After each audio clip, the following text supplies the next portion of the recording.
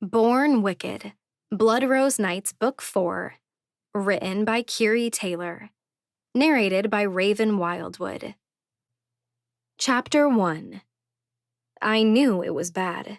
I watched the video footage of it myself, but standing here in the wreckage is stark.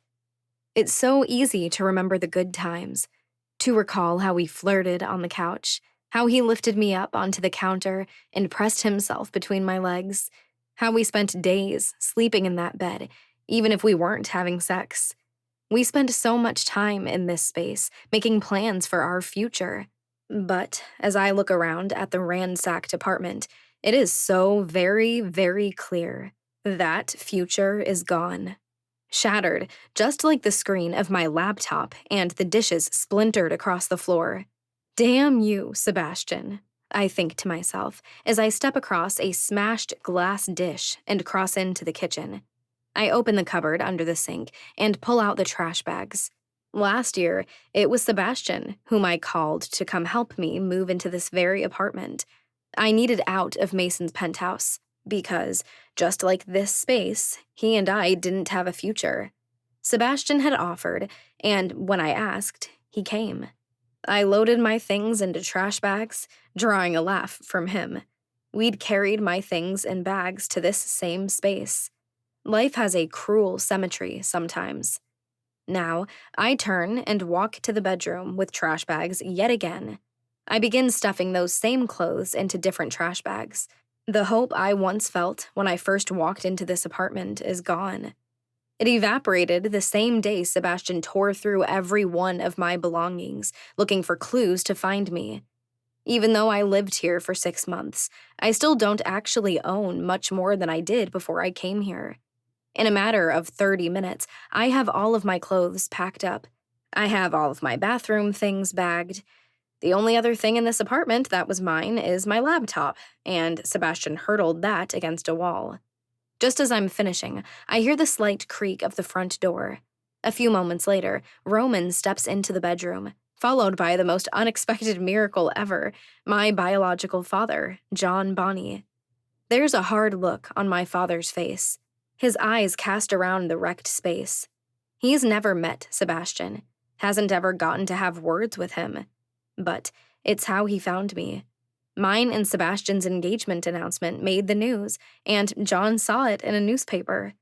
John and I have only known each other for a few weeks. We never got that chance to have a traditional relationship. He didn't get to raise me. I never got to call him daddy or run to him in tears when I scraped my knee. But from the look in John's eyes, I think maybe he'd like to kill Sebastian if he ever got the chance because of what the man did. "What do you want me to start with?" Roman asks. He doesn't dwell on the wreckage. We've already gone through the dregs of this ugly reality. I appreciate his directness in the moment. "Just these here," I say, indicating the 10 tied-off bags sitting on the bed. Roman simply nods, tucks one bag under his arm, and grabs 2 more with the other hand. Without any other words, he heads out the door, hauling them down the elevator to his waiting SUV. "Juliet," John says, a groan laced with anger following my name. "Don't," I say, shaking my head. I already know. It's bad. It's really damn bad. But it's over. I'm moving on. Please try to do the same. I grab 2 bags from the bed and walk to the door. Maybe I'm being too hard, too blunt. The man obviously cares. He's only trying to show that he isn't okay with what's happened. But having grown up without anyone who cared about me has made me hard. It's made me a bit callous, and it makes me resent anything that looks like pity. I just can't. Roman takes the bags when I get to the ground floor, placing them into the back of his SUV, where I once laid dead for 20 minutes. I turn, passing by John, and ride back up the elevator. I take one last walk through the apartment. I double-check the closet, the bathroom. There's nothing left in the bedroom. I didn't have anything in the living area. So, with one last backward glance, because everything of who I am is learned from the past, I place my only key on the kitchen counter. I lock the door and pull it closed behind me. There, I can't go back, even if I want to. I'm locked out. Okay, well, I'm a vampire, and I could definitely break the door down without really even trying, but it's the principle of the thing. For the last time, I ride the elevator down to the ground level and walk out into the dim evening light, where Roman is waiting in the driver's seat, John in the back. I climb into the passenger seat and close the door. He doesn't need directions. Roman knows the way to my new apartment. It's what we started with earlier in the day. We'd packed up a few of my possessions at the church where I've been hiding out for the past 3 weeks, and we had taken those things to the apartment. So, Roman navigates his way there once more, parking in the temporary spot next to the front doors. We each grab the bags, taking 2 trips. I breathe a little sigh of relief as we walk into the lobby of my new apartment building. It's old. There are cracks if you look hard, and there is evidence of history. But it's mine, not Mason's penthouse, not an apartment owned by Sebastian, not Roman's secret church. This place was chosen by me. It had nothing to do with anyone else in this city. The elevator is loud and shaky as we rise up to the 32nd floor. If I weren't a vampire, and one who can't die, I might be a little nervous. I certainly wouldn't trust it. But out of everything in this world, I now fear death the least. I pull out my keys when we reach my floor and unlock the door. And my heart just feels lighter when I step inside, and everything in me sighs, home. I got the keys to my new place 3 days ago. Yesterday, all my new furniture was delivered. As exciting as that was, it also kind of filled me with grief. Elena was with me when I picked this place. She'd had all kinds of ideas on how to furnish it. I thought I was going to have to do this all myself. Making that many decisions was overwhelming. But at 10 in the morning, I got a call telling me the delivery truck would be there in 1 hour. Elena picked it all. She'd arranged everything. And my best friend knows me so well. After the delivery people brought everything inside, they handed me a very large bill. I hate it when she tries to pay for everything for me, so I fight her when it comes to stuff like this. But I trust her sense of style, almost always, without question. There is now a beautiful, oversized emerald green couch in the living room, accompanied by 2 brilliantly white armchairs. A glass-topped table sits in the dining area, with black chairs pushed under it. In the bedroom, there is a bed with a massively tall, black headboard. A green comforter tops it, nearly the same shade of green as the couch. Matching nightstands sit on either side of the bed, and there's a dresser at the foot of the bed. It's perfect. Even though Elena picked all the furnishings, it still feels like me. If I had any coordinated style, this is what I would have picked. "You want all this in the closet?" John asks as we walk through the apartment. "Yes, please," I answer with a nod. Roman follows behind John, and they dump my filled garbage bags in the huge walk-in closet. I set the rest of my things in the bathroom, alongside the things I brought from Roman's secret church. "By the way," I start as I walk to one of the bags in the bathroom. I fish out my makeup bag, the black one with the green polka dots. Inside, I find a stack of cash, my dash money. I pull out a few $100 bills and hand them over to Roman. "Told you I'd pay you back." "I didn't doubt it," he says with a light smile. I'm glad he accepts it without fighting me. He simply pulls out his wallet and slips the bills inside. "Need anything else today?" I shake my head, sliding my hands into my back pockets. "I don't think so. I just need a day to unpack, and then I have to get back into the hospital. With Sebastian gone this long, things have been chaos there." "Trust me, Juliet, the way you run that ship, it is far from chaos," John says with a smirk. He's been there every day, trying to help in any way he can, while I've been trying to run interference with the disaster Sebastian left behind. I don't know. Being a doctor and being an administrator are 2 very different things. I place my hands on my hips and take a deep sigh as I look around my new space. "You were elected council member for a reason." John says as he raises an eyebrow at me. "You're a natural-born leader." Another sigh drags out of me as I look back at my father. It's weird having cheerleaders these days. My entire life, there was never anyone cheering me along. "Thanks again for your help," I say, and the two of them catch the cue. They both head toward the main door. Once I'm all settled in, expect an invitation for dinner. Do not, however, expect a homemade meal. The both of them chuckle. I am not a cook. When it gets down to it, I can handle the essentials. But in the weeks I have lived at the church, I haven't touched anything in the kitchen that wasn't already made by Roman's hands. "We look forward to it," Roman says. I catch his brilliantly blue eyes as he turns to walk away. And something surprising and unfamiliar strikes me in the chest. I haven't been alone since my world came crashing down. From the moment I stepped out on my engagement party, Roman has been there for me. He's had my back during what have been some of the worst times of my life.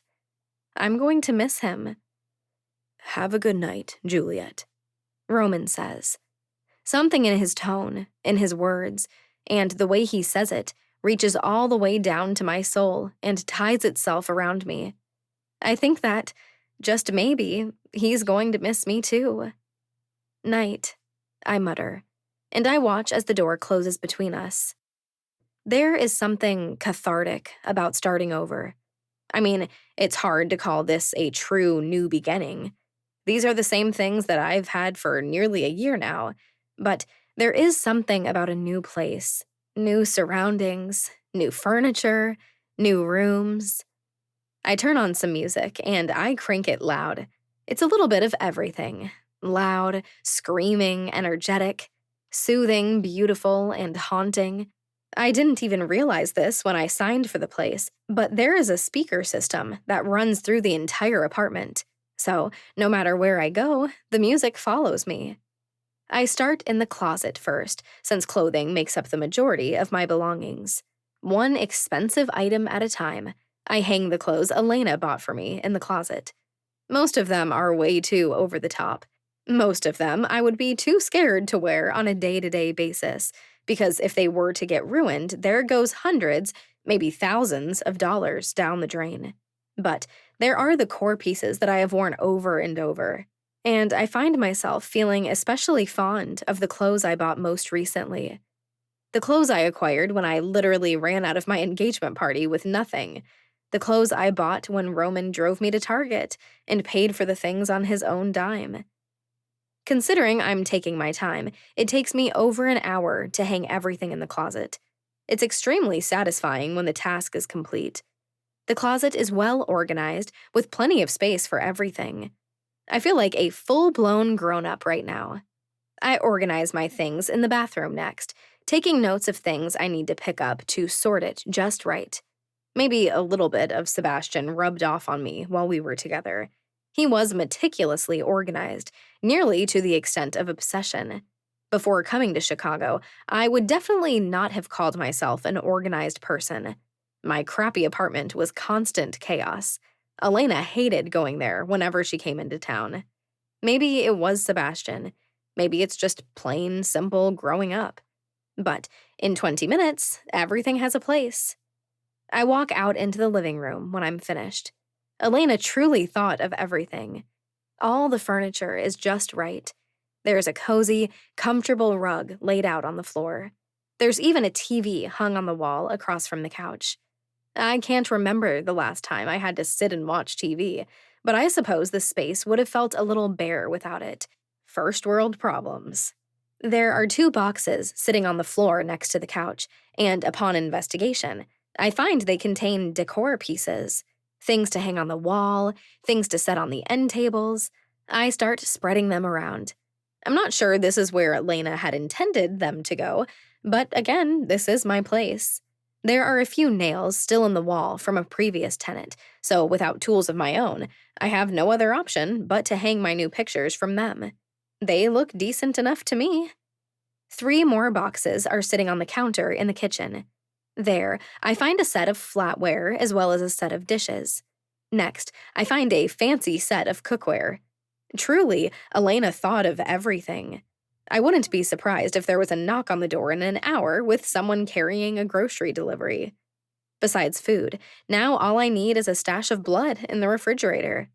Shit, I haven't even thought about that yet. Sebastian was in charge of the blood trade in this city. With his access at his hospital, he could easily get blood to supply Chicago and its vampire residents. Does that fall on me now? Am I now to be hospital administrator, doctor, night council member, and blood kingpin?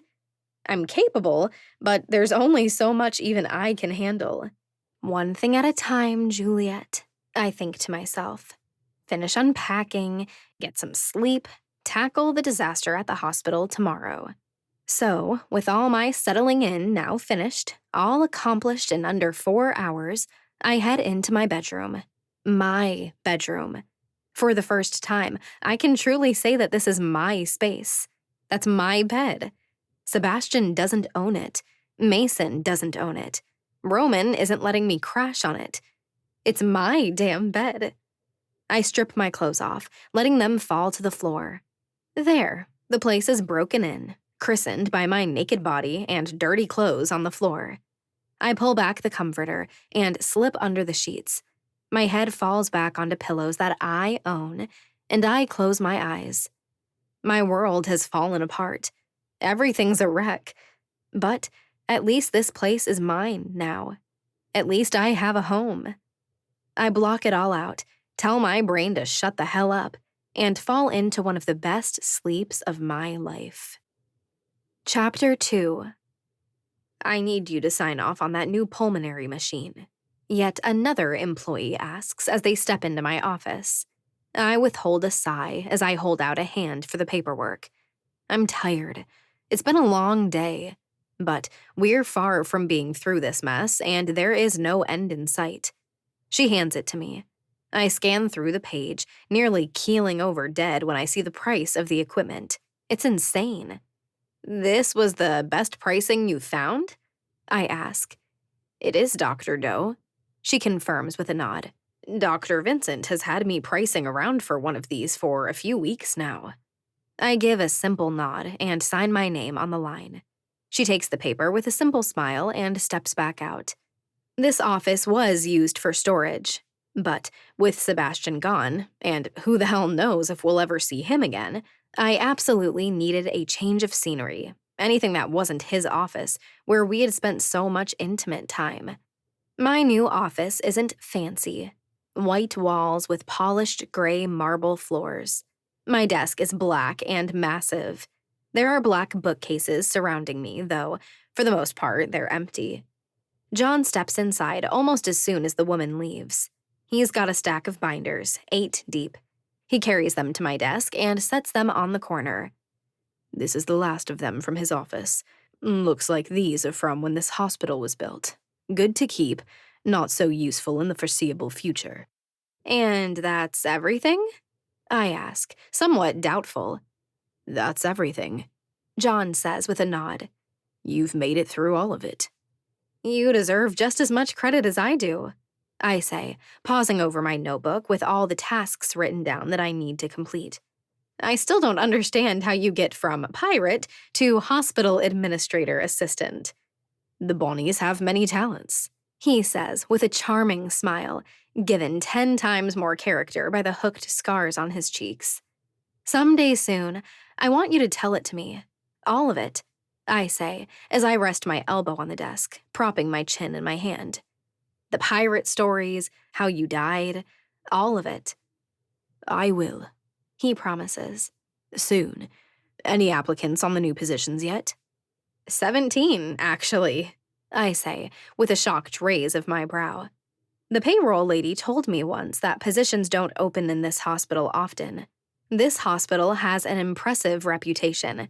I already had to take down the job listing. I'll be starting interviews tomorrow. In 1 week, Dr. Holmes is retiring and focusing on his own cancer treatment. With him gone, and Sebastian, we're about to be exceptionally short-staffed in our emergency room. I'm covering all the shifts every single night for the rest of this week.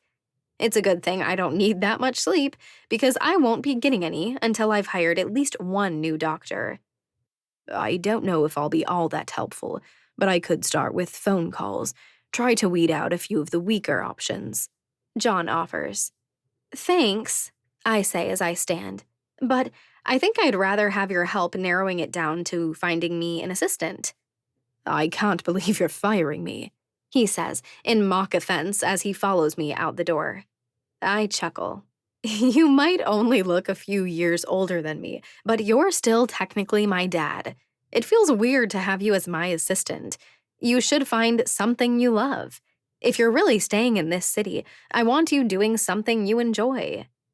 I don't need the money, so I'm not exactly dying to go out and get some random job. Don't worry about me. I'm not going anywhere, Juliet. He reaffirms. Like I said, I spent 29 years looking for you. Now that I've found you, I'm ready to stay put. We step into the elevator, and I press the button for the next floor. It might take me a while to get used to people staying. I'm better with trust than I was, but the habits of 29 years take a bit to unlearn. I regret the words as soon as I say them. Will this ever go away? This pain that exists between us? Because I grew up with no one. I'm a little messed up because of how my childhood was. But that's not actually John's fault. He would have been there if my mother hadn't cursed him so he couldn't find us. I'm not going anywhere, John simply repeats, his voice low and slightly hoarse. I give a nod, reaching across and giving his hand a squeeze. The elevator opens. As soon as we step into the hall, there is a heavy feeling in the air. It's so quiet on this floor. This is the intensive care unit, but it's been quiet the last few days, thank the dark. The only patients currently occupying this floor are silent as the grave.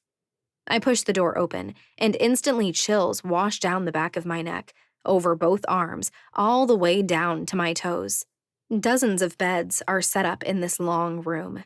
There's an aisleway down the middle, and medical equipment is set up between the beds. Lying on each of them is a vampire, trapped in a coma.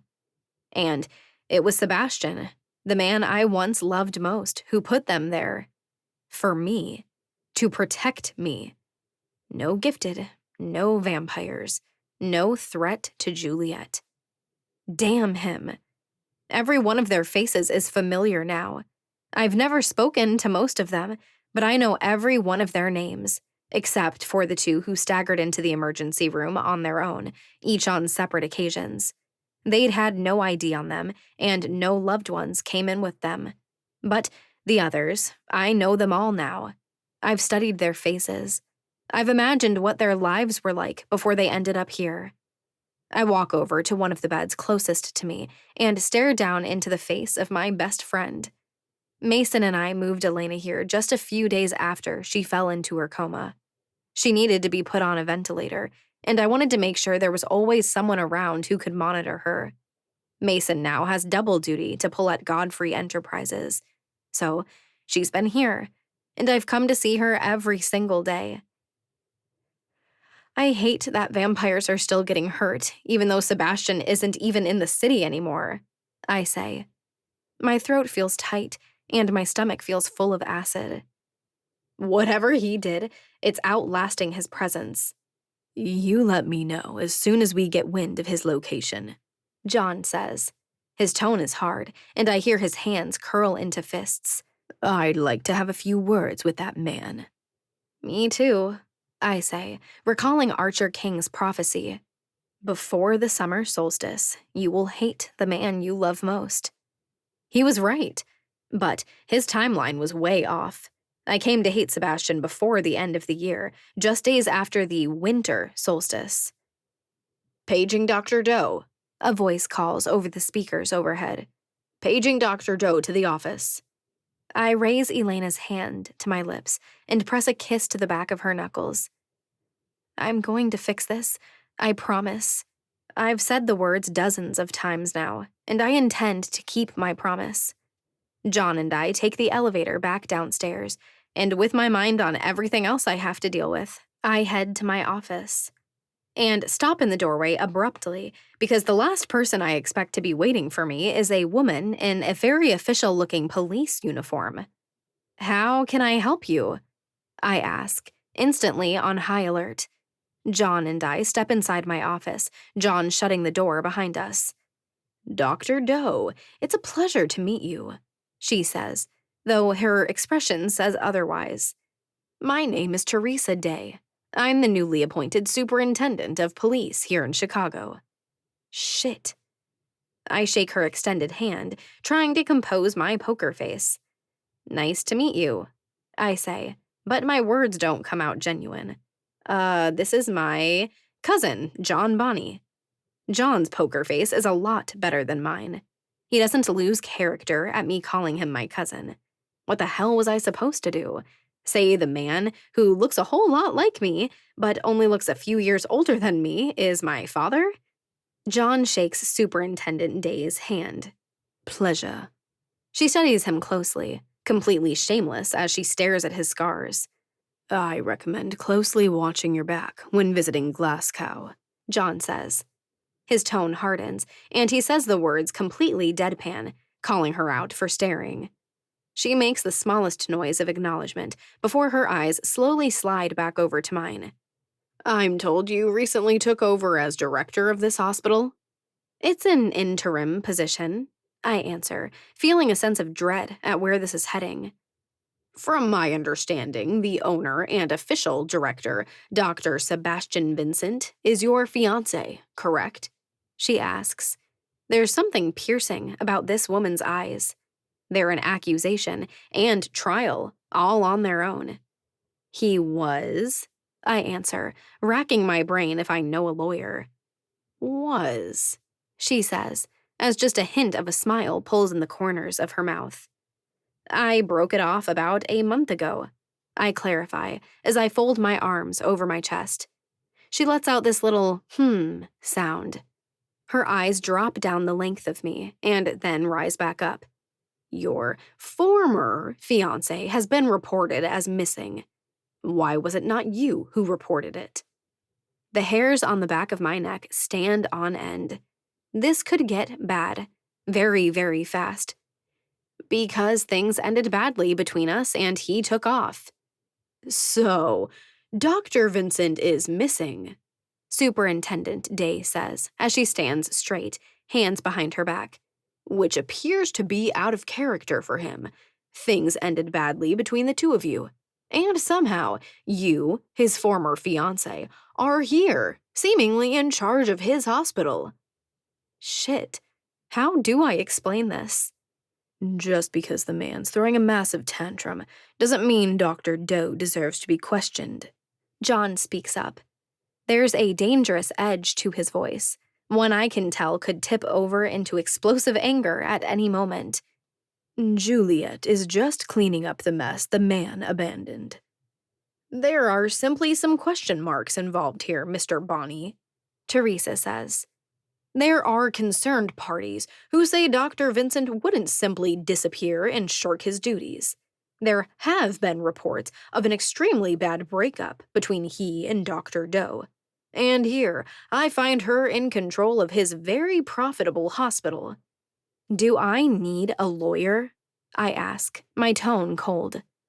"Why would you jump to that, Dr. Doe?" she asks, a coldness in her eyes and a smile pulling on her lips. "I'm simply investigating the disappearance of one of Chicago's upstanding citizens. As his former fiancé, one would assume you might still care. At least enough to answer a few questions." There's a deep, low growl that resonates in the back of John's throat when Superintendent Day says upstanding. But it's low enough it can only be heard by vampiric hearing. "I don't know where Sebastian is," I state flatly. "I'll answer your questions, but you'd better be careful with your accusations." "Is that a threat, Dr. Doe?" she asks, and I realize she's enjoying every second of this. "We're just making sure there's an unbiased investigation happening here," John says coolly. Her eyes slide to my father, and I can just see all the preconceived judgments going through her head. "I'd like you to come in for questioning in a few days, Dr. Doe. We're still hoping Dr. Vincent returns, and we find there's nothing to worry about. But I am sure you will be instrumental to this case." "Just tell me when and where," I state. My heart starts beating harder, faster, knowing how difficult my life is about to become. "Thursday, noon," she says as she walks to the door. My jaw locks tight as I watch her walk out, offering that controlled, tight smile once more before she disappears. "This is great," I say, my jaw clenching. "Just truly, truly awesome. Not only do I get to deal with Sebastian's shit show, the cops think I killed him." "Now we really need to find the bastard," John says. If looks could kill, he'd be able to strike Sebastian down telepathically. "I don't have time for this," I breathe out in exasperation. I pull my phone from my pocket and start a group text with Sigrid, Roman, and Mason. "Newest level of insanity," I type. "Can you all meet at the Nocturne in an hour? I'll have to keep it short." Mason's reply comes in immediately. "Heading into a meeting now. Make it an hour and a half." Sigrid's message comes in next. "I will make it work." Roman's follows only 10 seconds later. "I will be there." "Find me that assistant," I say as I look up at John and walk back to my desk. I drop down into my seat and pull the folder of applicants in front of me. One who is a vampire. I don't know how the hell Sebastian balanced all of this, but I've got to figure out a way to make this work. By the time I need to leave to head to the Nocturne, I have it narrowed down to 5 doctors I'd like to interview. I hand them off to one of the office guys and ask him to contact them all to set up interviews. Neither me nor John says a word as we walk down the sidewalks to the Nocturne. Even the weather seems to know life is a mess of chaos and question marks. It's windy as hell, and rain is blowing sideways, yet I can see patches of sunlight out west. We walk up the steps to the beautiful building, and when I pull the door, I find it unlocked. Sigrid is already in the ballroom, her bodyguard Amy lingering in the shadows. Sigrid sits on the table with her back to me, her head hanging. Without saying a word, without even seeing the look on her face, I know things are just as hard for her as they are for me. She's lost her gift. I've only been a vampire for 9 months now, and it's very much a part of my identity. Sigrid has had her gift since she was a teenager. I can't even imagine how this feels right now, to have that part of her stripped away. "How are you holding up?" I ask as I walk around the table and approach. Her eyes rise to meet mine, and she doesn't hide anything. "I've been through many hard things in my life," she says. "I will get through this too, somehow." "I promise I'm still working to figure out how to fix this," I say. She offers a soft, small smile. "I know you are." The sound of footsteps draws my eyes back to the door, and I watch as Mason and Roman walk in side by side. Mason looks exhausted. His business partner is also incapacitated, his twin sister. He is pulling double duty just as much as I am right now. Patrick may be his bodyguard now, not just Mason's driver, but he's no help when it comes to the business. Roman, on the other hand, he looks like he's ready to explode into fangs and rage any second. "What's wrong?" he asks, his tone a growl. "Did Sebastian contact you?" "No, but the police seem to think I killed him, or that I'm the reason he's gone missing, at the very least," I answer simply. Roman curses, loudly. "Well, I suppose you are the reason he's gone missing," Sigrid says with one raised eyebrow. "He lost his mind over you and had to run before any of us could kill him." "He might still be alive, but not for long," Mason says. His expression hardens, and I know he's thinking of Elena. "Your PI hasn't found any clues yet?" I ask. None of us has sat at the table, and I don't see that happening today. Mason shakes his head. Nothing yet. You said the police think you killed him, Roman states. He looks up at me from beneath black eyelashes, his blue eyes burning with intensity. They came and talked to you? Just one woman, singular, I correct. I fold my arms over my chest. Did you know Chicago has a new superintendent of police? Jerry is gone? Roman asks, his brows furrowing. I shrug. I don't know, but this woman showed up in my office. She introduced herself as Teresa Day. You should confirm this, John says, looking at Roman. There's a chance she's lying and faking it. Roman nods and immediately starts texting on his phone. He has a whole team at his disposal. And if she is legit? Mason asks. She started asking questions about where Sebastian went. I continue. Apparently, someone has reported him as missing. She didn't like hearing we'd broken up. It's known it ended ugly, and that I'm now in charge of his hospital. I can see how you would look guilty, Sigrid admits. Me too, I say, with an annoyed, heavy sigh. You didn't do anything wrong, Roman says darkly. If this woman is who she says she is, we'll deal with this. We'll get your name cleared. She seemed out for blood, John tells. I don't know that this is going to be simple. Roman's phone dings, and he looks at the screen. That's Brianna.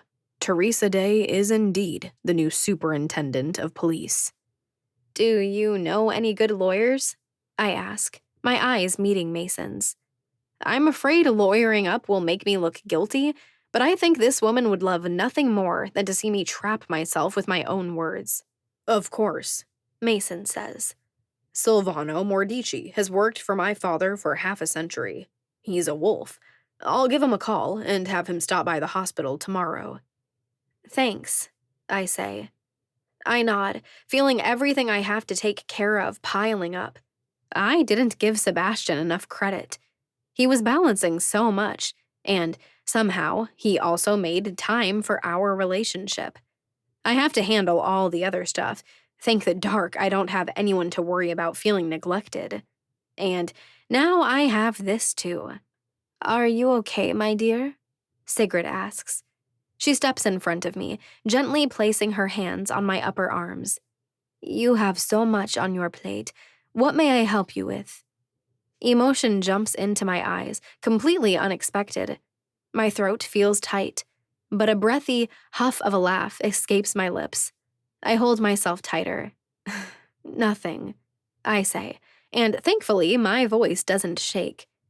You all have so much you're dealing with, too. I just have to be a big girl and buck up. My eyes slide over to meet Roman's, and I don't know how to read them. There will always be a darkness in his eyes.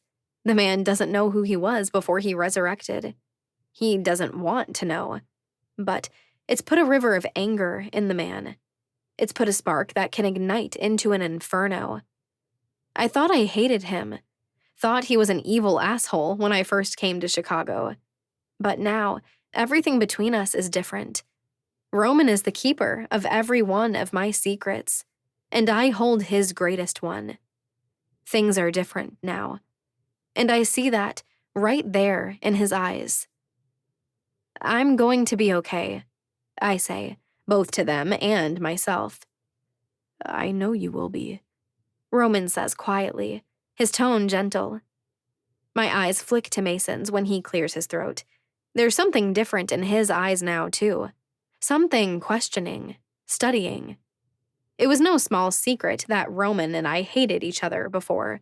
We've spat vile words at each other, called each other names, and now everyone in this room knows it was him who picked me up when my world fell apart.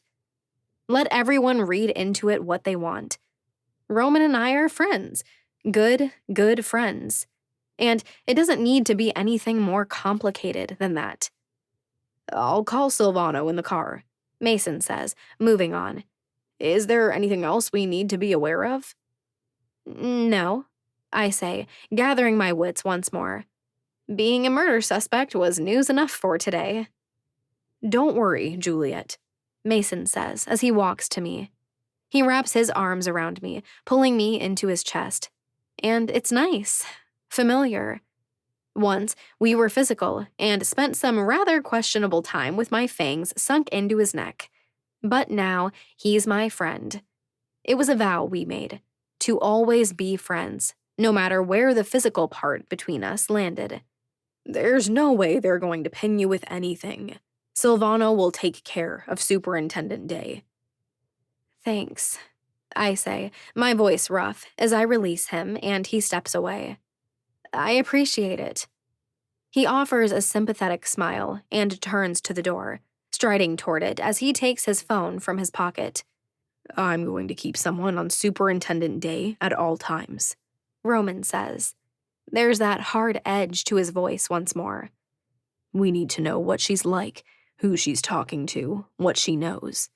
Jerry was fully aware of what was happening in the dark here in the city. We need to know if she has any idea what she's really getting into here, or if she's trustworthy enough to share that information with. I agree, Sigrid pipes up with a nod. This could change things, make things more difficult. You'll let us know if there's anything else we need to be worried about, John asks. Roman nods. All right, I say with a heavy sigh. I better get back to it. I have a lot of shit to take care of today. Chapter 3. Tell me about the relationship between you and Sebastian Vincent. Superintendent Day sits across from me in the somewhat depressing office. It's located in the heart of the building, so there are no windows. The walls are a drab color that isn't quite white, not quite gray, and not quite tan. The desk is worn out. There are stacks of papers and binders everywhere. Sebastian would be breaking out in hives at the disorganization of it all. Next to me, in a perfectly pressed purple suit, Silvano sits, one leg crossed over the other. His fingertips are pressed together, his elbows resting on the arms of the chair that had seen its last day a year ago. No matter how fabulous he looks, the expression on his face, his narrowed eyes, makes him feel exceptionally intimidating. We've spent the last day and a half preparing for this interrogation. Be more specific, Superintendent Day, Silvano says. I wonder if Teresa can sense the danger from him. He's a vampire, an old one, from what Mason has told me. He's been practicing law since it was basically invented in this country. Teresa doesn't seem intimidated, though. She clasps her hands together and leans forward, resting her elbows on the desk. How did the two of you meet? She looks over at Silvano and raises an eyebrow, almost as if to say, they're specific enough. Through mutual associates, I state, just like Silvano trained me. My best friend has known him for several years. We were around each other. But I got to know Sebastian when I started working for him. You finished your residency at his hospital, Teresa states. Yes, I answer simply. And it was he who submitted your name to the board for full certification, she states again. She's not asking questions. She's done her research. Yes, I once again supply. So, it was during this time that the two of you became romantically involved. Yes. One might call into question the legitimacy of your having earned your title, Doctor, she says coldly. Superintendent, if you have something to say it straight, Silvano says, in a tone that's frigid as Antarctica. Dr. Doe earned her certificate after years of medical school and residency, just like any other doctor you've ever seen. Teresa presses her lips into a thin line. They try to form a smile, but it comes out dripping with condescension. And from my understanding, you lived in an apartment provided to you by Sebastian. I paid him rent, but yes, Sebastian was the landlord. My insides are bristling, and it's taking everything I have in me to bite my tongue and not say something reckless and stupid. Sebastian proposed to you some months ago. Teresa moves on without batting an eye. What were to be the living arrangements once you two were married? I barely resist the eye roll, but the sigh still comes out. It was in the air. I wanted to find a new place, somewhere we both chose. It always bothered me, living in a space he owned. I voiced this concern, but it wasn't discussed heavily, so I cannot give you a definitive answer. Was there talk of a prenup? She asks it without hesitation, no tact, no sensitivity. No, I answer as I cross my arms over my chest. For the first time, she leans back and writes something down on the notepad in front of her. I'd guess that is in my favor. If there was no prenup, why would I kill Sebastian before the wedding? Then I'd get nothing. Not that I killed him. Not that she believes that. The relationship between you two ended badly, Teresa says as her cold eyes return to mine. Tell me about the end. You get this one last question, Superintendent Day, Silvano warns. Unless you wish to charge my client with something. She is here, cooperating out of the goodness of her heart. Dr. Doe is a very busy woman, cleaning up the messes her ex-fiancé dropped. I value everyone's time, Teresa says, with that smile I'm growing to truly hate. And I can only imagine how you value yours. Last question, Dr. Doe, for today. My teeth grit. This is the last thing I want to be doing. I'm trying to move on. I'm trying to not be angry every moment of every day. And she's asking me to relive it all. Sebastian got paranoid, I say. He's lost people in the past, and it hurt him badly. As our relationship got more serious, he started getting worried that something bad would happen to me too. He started asking me where I was and who I was with. All the time. I found out he was tracking my phone. And then, eventually, I realized he was paying someone to follow me. It's satisfying when that raises her eyebrows in surprise. When she sits back in her seat. When that puts a crack of doubt in that judge and jury expression of hers. When I confronted Sebastian about it, he didn't want to talk about it. He wasn't sorry, I say, as my eyes fall to the floor. And that was it. I never went back to that apartment. It didn't feel safe anymore. Sebastian and I only spoke once after that night, the night I gave him his ring back. It's a tiny bit of a lie. I spoke with Sebastian one other time, the night he killed Roman, and we all discovered my gift is the ability to die for others. When I'm finished, Teresa Day stares at me for several long moments. I can see the gears turning in her mind as she processes everything I've just said. It's obvious she believed me to be 100% guilty. But now maybe she's seeing me as human just a little bit. What is your relationship with Roman DeLuca?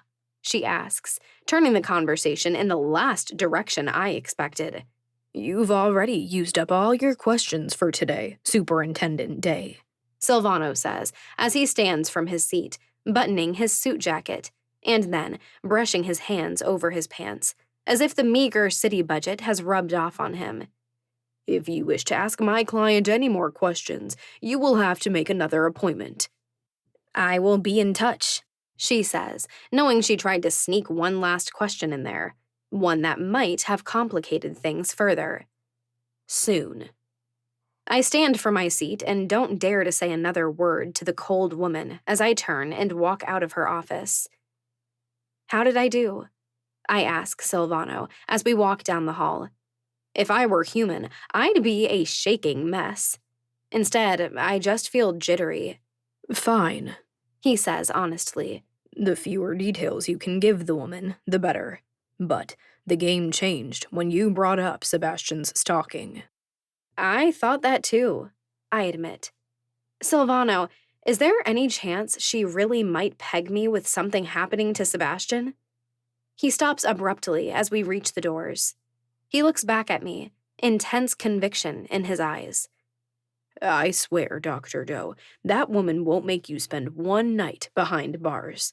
Unless she can find a body with your DNA all over it, or footage of you stuffing him into a trunk. She has nothing on you. I swallow hard, nodding. My heart is thundering in my chest. My brain is already spinning with what's next. What's next? What's next? Silvano releases me, and we step to the doors. He slips his sunglasses on as I reach into my bag for mine. She will bring you in again. I will be working on your case. Trust me, Juliet, she can't put anything on you.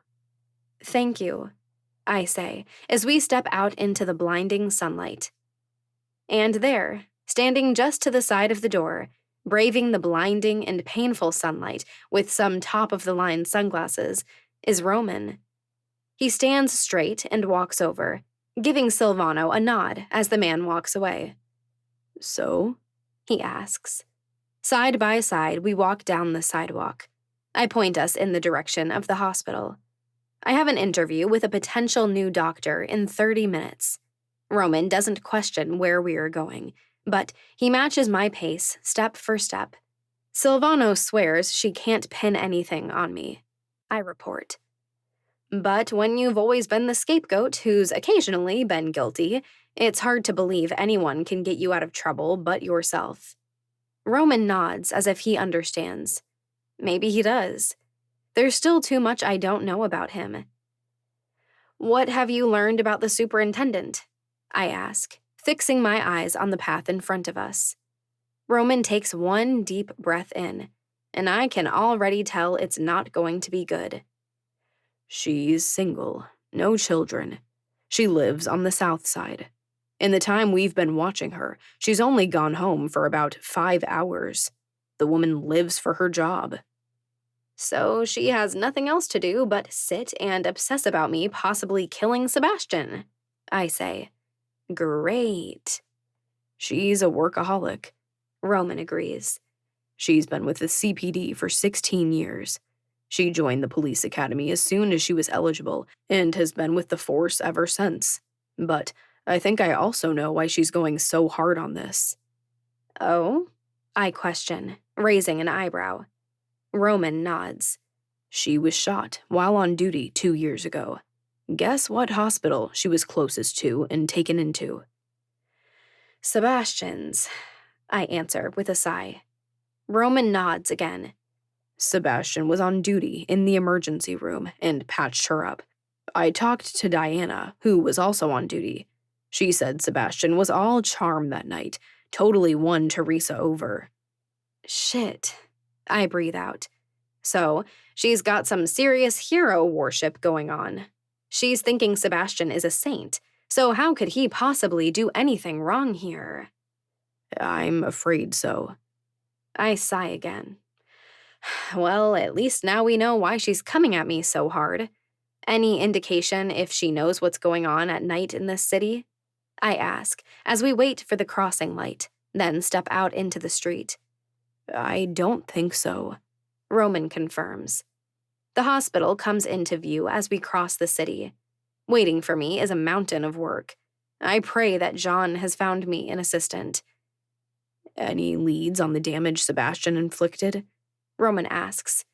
We cross the last intersection and hesitate outside. I shake my head. Not yet, but we're running some more tests. Hopefully, we'll have answers any day now. Roman nods. All right. Call if you need anything. Roman, I stop him as he turns to go. I don't know if it means anything, but Superintendent Day's last question was about the relationship between me and you. I don't know who is telling her what, but I thought you should have a heads up. She might want to question you. Good to know, he says. And like he's some kind of super secret agent, his black SUV pulls up to the curb right then, Jay Asher at the steering wheel. He climbs in, and just like that, he's gone. I walk into the office, and immediately, from the smell of him, I know he's a vampire. Thank heavens. Hi, I'm Dr. Doe, I say as I step around my desk. He stands, reaching out and shaking my head. Forgive me for being a few minutes late. There's been a lot to take care of. Not a problem, He says, and we both take a seat. it's becoming common news, Dr. Vincent's sudden disappearance. You have a lot on your plate. A sigh escapes my lips before I give it permission. I'm just going to ask straight up. Are you under the impression that I killed Sebastian or had anything to do with his disappearance? The man's brows raise just slightly, as if this were the last question he expected to be asked during his interview. And, slowly, his shock is replaced by a smile. Dr. Vincent was brilliant. All that he has accomplished is admirable, but it was also apparent to everyone who knew anything about him that there was a darkness in his soul. Whatever the reason he isn't present in this city any longer, I have no doubt there is something he did that made him run. So, no, I do not have any inclination that you killed Dr. Vincent. Well, that sets us out on the right foot, Dr. I glance down at the resume in front of me. Roshan. First name Dave. So, tell me, why would you want to work at this hospital? He leans back and crosses one ankle over the opposite knee. There's a confidence about him, but it's relaxed, completely different than Sebastian's intimidating confidence. I have been watching for a position at this hospital for 4 years, Dr. Doe. I will be honest, when I heard you were hired and never went through an interview process, I was somewhat annoyed. I've been at St. Anthony's for 7 years now. I've enjoyed my time there, but as the only vampire in the hospital, some things are more difficult to explain. It would be a breath of fresh air to be fully understood, to not have to hide. It's weird that I get this, that I can understand. And tell me, Dr. Roshan, has blood ever been a problem for you? I need someone in the emergency room. This is Chicago. We deal with a lot of blood. I am very meticulous about taking care of my vampiric needs, he says in that calm tone. There has never been a problem. I nod, my eyes scanning down his resume. There are actually 2 versions. One that could be sent to any hospital in the country, one that makes sense. But the second copy reveals the truth. That he's been a doctor for 59 years, though he doesn't look a day over 45. He's worked at various hospitals, from Atlanta to Portland, and then here to Chicago. As his age doesn't change based on the number of years he's worked somewhere, the change in locations is entirely understandable. If we were to hire you, how soon would you be available? I ask, my eyes rising to meet his. The day after tomorrow, Dave answers, and it's kind of ridiculous how relieved I feel. It was time. Either I got this job, or it was about time to move to another city. I had another interview set up in Nashville. I would prefer to stay here in Chicago, though. I like that he covers his bases. You're saying all the right things. He offers a small, soft smile. I do have one stipulation, however. My daughter, who is still human, for now, comes to work with me. We lost her mother when she was 15. We've been so incredibly close ever since. She has been a trauma nurse for the past 2 years. My heart skips a beat. This is the kind of package deal I like. The job is yours, both of you, if you want it. Dr. Roshan smiles, and we both stand. I am honored to take it. I will see you in 2 days. Perfect, I offer with a smile. If you don't mind, stop by Human Resources on your way out, and they'll get all the paperwork taken care of. Thank you, Dr. Doe. I see him out, and when he takes off down the hall, I close the door, leaning against it. A breath of relief escapes my chest. Finally.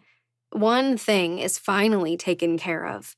But still, I have to work the graveyard shift tonight until he starts.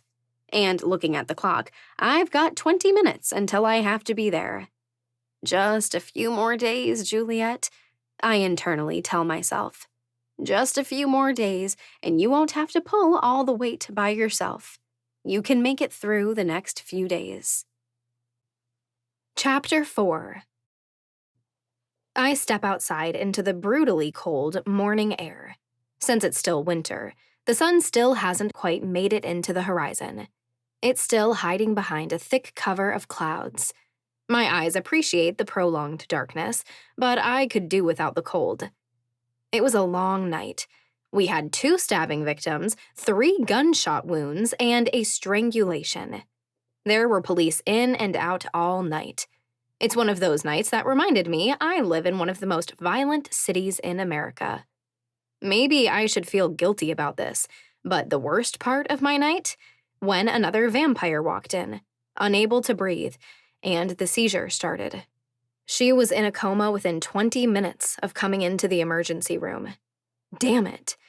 Standing out on the sidewalk, I comb my fingers back into my hair, letting my eyes slide closed, and let my face rise to the dark sky. I take in a deep, steadying breath. But at the burn that creeps down my throat toward my belly, I realize that I haven't drank any blood in at least 5 days. And instantly, all I can think about is cooling the fire that sparked in my belly. I look up the street. I look down the street. I prefer my donors to be willing. It's half the purpose of Roman's nightclub. But it's 7 in the morning. There certainly won't be anyone there right now. My fridge at home is completely empty while the blood trade is on hold, which is bad. Really, really bad, actually. If mine is empty, so will others, until there's a supply going once more. I spot a man jogging toward me. He's one of the hardcore types that goes for his morning run no matter the weather. Everyone knows the type. He looks like he's about my age. His hair is well done, even though no one is around to admire it, and he's out for exercise. I walk down the block until I'm at the side of the hospital, where there will be fewer eyes, and I wait. I feel the toxins pooling in my mouth as I spot the throb of his heartbeat in the side of his neck. Strength surges in my muscles. I'm a hunter. I'm a predator. My body is the freakish result of a curse that made us killers. I feel it in every nerve ending of my body. I could stalk him down and take him out without batting an eye. "Excuse me?" I call out to him as he waits on the other side of the road for 2 cars to clear the intersection. "Could you help me?" His eyes find mine, and his brows perk. Instantly, his eyes drop down the length of me. I've been better dressed. Not many find scrubs sexy. But it must not be too bad, because he flashes a cocky smile and jogs across the street. "Everything okay?" I don't let him finish his sentence. I grab him by the front of his shirt and pull him into the shadows behind a dumpster. He gets out one little surprised yelp before my fangs lengthen, and I sink them into the soft, buttery surface of his throat. I don't do this enough. Maybe that's a good thing, because this could certainly get addictive. Feeding fresh and live is ecstasy. Cold donated blood is disgusting compared to this. I pull in a mouthful of hot, coppery liquid, and it's better than any milkshake or the best cup of coffee in the world. It cascades down my throat, and the satisfaction as it hits my stomach is impossible to describe. The man stands there, perfectly still, completely silent. He's slightly limp, so I keep a strong grip on him, as if he weighs no more than a rag doll. The toxins I produce will keep him still and incapacitated for as long as my fangs remain in his flesh. It's all been too much. The world has gotten too overwhelming. And his blood in my mouth, it makes it all better for a few moments. The temptation to keep drinking and drinking until he's dry is immense. But I've killed 2 people before. I'd like to make sure that number never rises for the rest of my immortal life. So, regretfully, I withdraw my fangs. I lick the few droplets that slide down his skin, and already, the wound starts knitting itself closed. "You really should be more careful when you cross the road." I say as he slowly blinks. I can't believe you didn't gash your head open. That was such a nasty fall. I fell? He questions, raising an absent-minded hand to his head. I nod, putting on my best poker face, and it's all too easy to summon. Look, you need to take it easy on the way home. No running. Get something to eat on the way. I'm serious. I'm a doctor, so you really should take my free medical advice. His brows furrow together as he tries to recall what happened. He won't get a clear picture. They never remember, think the dark of night. But he accepts my word for it, and slowly, with his hand sliding from his head to the side of his neck, he makes his way down the sidewalk, the direction he was heading before I grabbed him and took that sweet liquid pumping through his veins. Guilt washes through me as I watch him stumble on the other side of the road. Maybe I took a bit too much.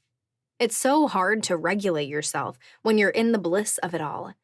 There's a reason why most of the vampires in this city don't drink fresh the majority of the time. If we did, there would be a whole lot more dead people. Shit.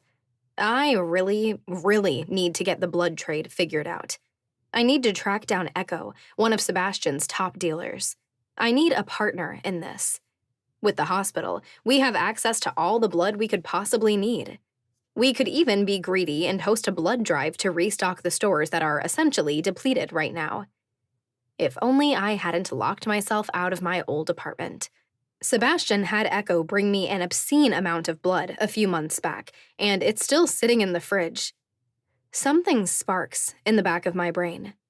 Sebastian had an insane amount of blood brought to me not long after our engagement. Months worth of blood. As I look down the road in the direction of a certain darkly motivated nightclub, I think to one particular night. I'd wanted to drink fresh. I was approached by some random guy there, and he'd let me drink from him. But Sebastian stormed in and freaked out when he found me drinking from him. He'd been livid. But thinking back on it now, the expression on his face was also terrified. He didn't want me drinking fresh. He'd just delivered a huge supply to me. He was scared when he found me drinking from an actual person. No gifted, no vampires, no threat to Juliet. My mind tumbles back to the very first vampire who came into the hospital sick. His wife told us he went out feeding, and then came back sick. Holy shit! Blood! Sebastian has been making vampires sick through human blood. I wipe my hand over my mouth, and my stomach turns. Just how many humans are carrying something in their blood that can put a vampire in a coma? Sebastian had been terrified and mad when he found me drinking from a live person, because he had already done something he knew would start making vampires sick. He'd had all that donated blood delivered to me, so I wouldn't have to go out hunting and feeding for months. No vampires. No threat to Juliet. My fingers rise up to comb into my hair as I turn, my eyes scanning the city. There are nearly 3 million people who live in this city. That's 3 million ways to poison a vampire. But how the hell did Sebastian manage to make so many humans toxic? And it hits me like a bolt sent straight from Zeus. What do all humans consume, no matter what, because they need it to survive? Water. I'm dashing down the street, faster than I should be, considering people are walking and getting ready to head into work. But there isn't time. Every second counts right now, and I have to get back to my apartment to change. I drag my phone out of my pocket and hold it to my ear. Where does Chicago get its water supply from? I demand, the second Roman answers the phone. Lake Michigan, he reports. His voice is instantly on edge. I hear the action in it. He reads the urgency in my tone. Why? Because I think that's how Sebastian poisoned so many vampires, and maybe even the gifted. I huff as I dart around a corner and head straight for my building as it comes into view. Every human has to drink water, and what quicker way to take out the vampires than by poisoning their source of survival? Roman curses, loudly. Can you pick me up from my apartment in 10 minutes? I ask as I cross the last street and walk to the main doors. I'll be there in 6, he says, and hangs up. The elevator ride feels excruciatingly slow as it rises 32 floors. I'm bouncing on the balls of my feet, barely able to contain the frantic energy surging through my system.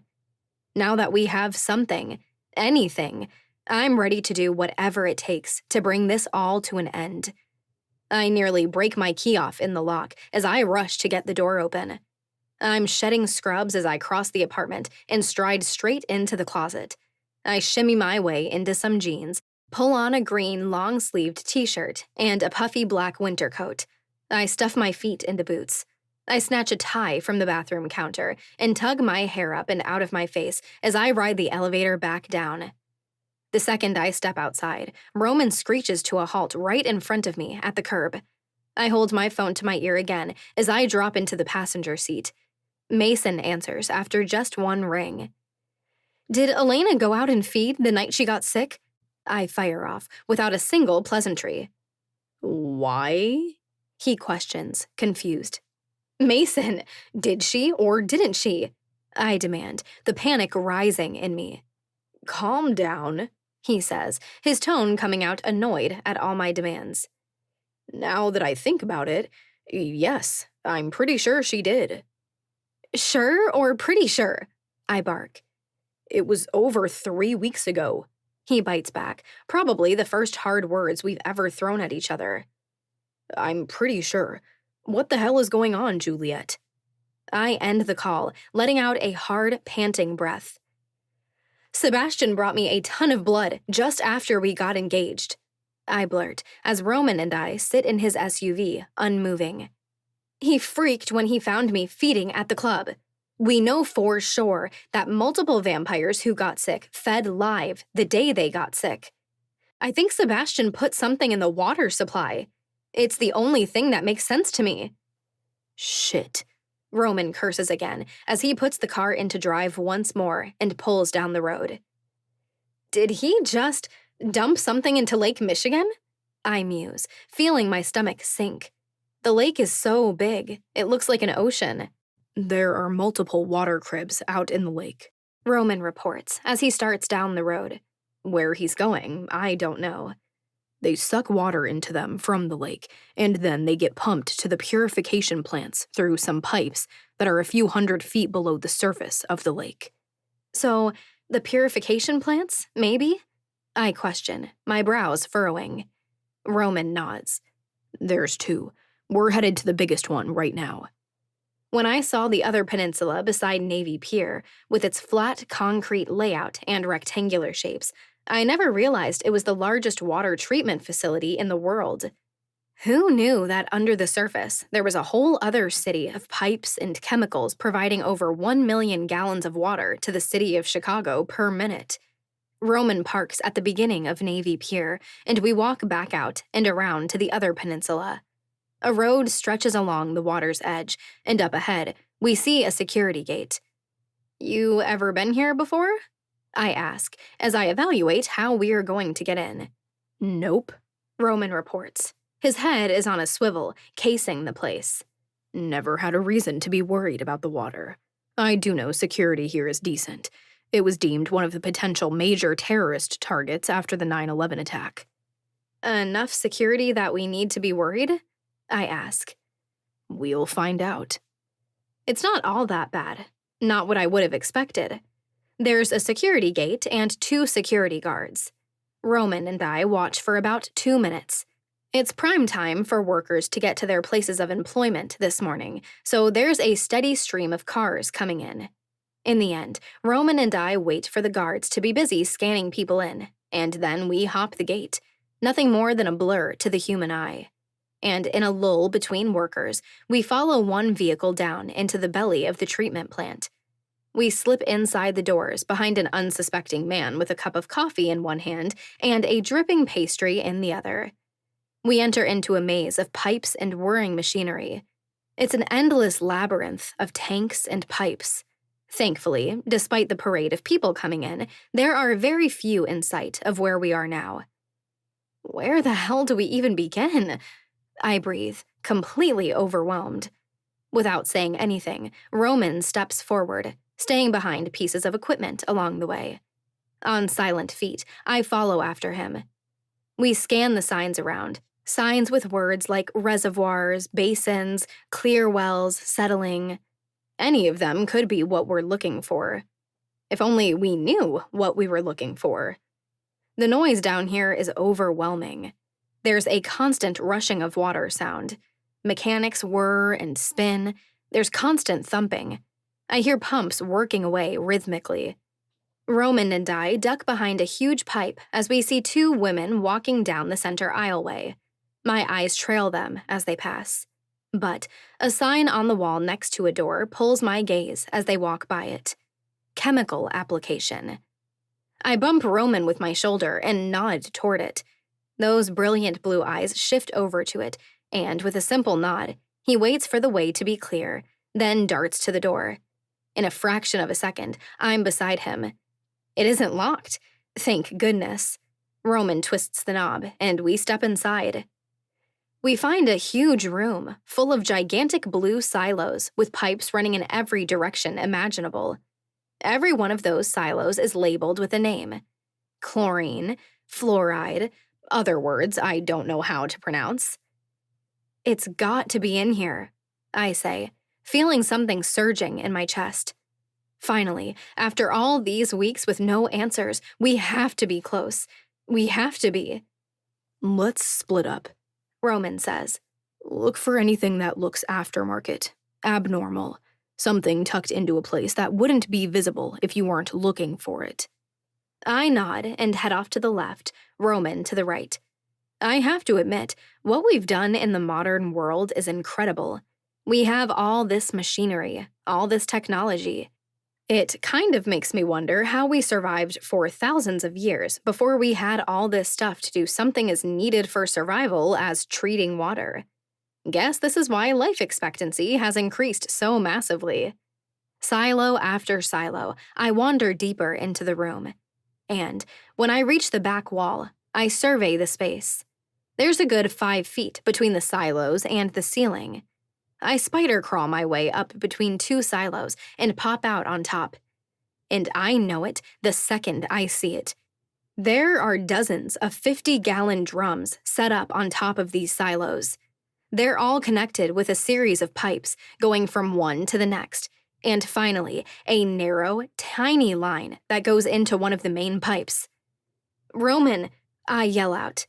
I climb across the silos, and just 2 seconds later, Roman appears at my side. Sure doesn't look factory-built to me, Roman says, as he lets out a sigh. This has got to be it, I say. And then, I'm sure of it when I creep even closer and see a large label on the side of each barrel. It reads VT, and below that is the address of the hospital. Can we cut the line without causing a major leak? Roman asks. Might be what we just have to do, and then hope they don't check security camera footage, I say. I knock against the side of the last barrel, the one at the end of the line. It sounds nearly full. I knock on the next, which sounds completely empty, as do the barrels next to it.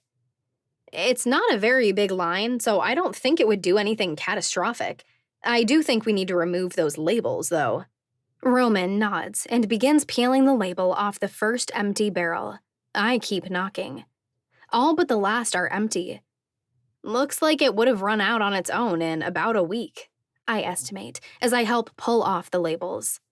Hasn't been the most effective, Roman states. If he was planning to try and take out all vampires, he needed to work on his dosage. There are too many victims, but it's a fairly small percentage of the overall vampire population. I nod. I don't know what Sebastian's overall plan was. Did he plan on taking every vampire out, or just enough that it scared off the rest, like is currently happening with the gifted? We need to check the other side, I say, as I peel off the last label, stuffing the sticky mess into my pocket. I'm hoping we'll find something that explains why the gifted are locked out of their abilities.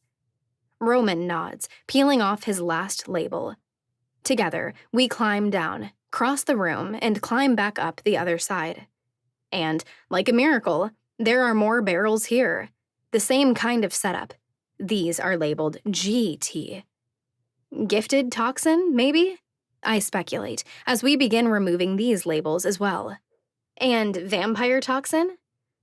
I guess, Roman says, shaking his head in disgust. I just can't.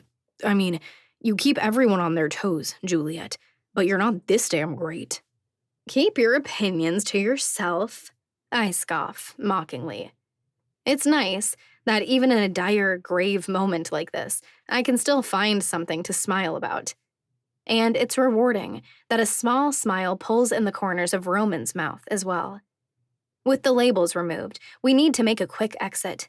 So, Roman goes back to the vampire side, and I stay on this side. 3, 2, we count down together. 1. I yank hard, and light green liquid leaks from the line leaving the barrel. Instantly, a gushing hiss sprays from the main water line. Let's go, I call as I jump off the silo, my right side half soaked from the leak I just made. Roman lands beside me, and we step out of the chemical application room. Looking both ways to make sure the coast is clear, we dart back toward the entry, dodging employees' line of sight as we go. I haven't been so relieved to step out into the brilliant sunshine since I became a vampire. In 30 seconds flat, Roman and I both drop into our seats in his SUV and pull the doors closed behind us. I shake my head. I seriously can't believe he did this.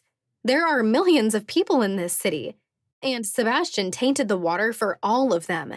I mean, it's genius. No one would ever call Sebastian stupid. But it's just so... I shake my head. I don't have any words for it. He's going to have to answer for this someday, Roman says, a low growl in his tone. His fingers tighten around the steering wheel. Like I've said, if anyone besides Sebastian had done this, Roman would kill them. No questions, no hesitation. At least we've put an end to it, I say, trying to make myself feel better.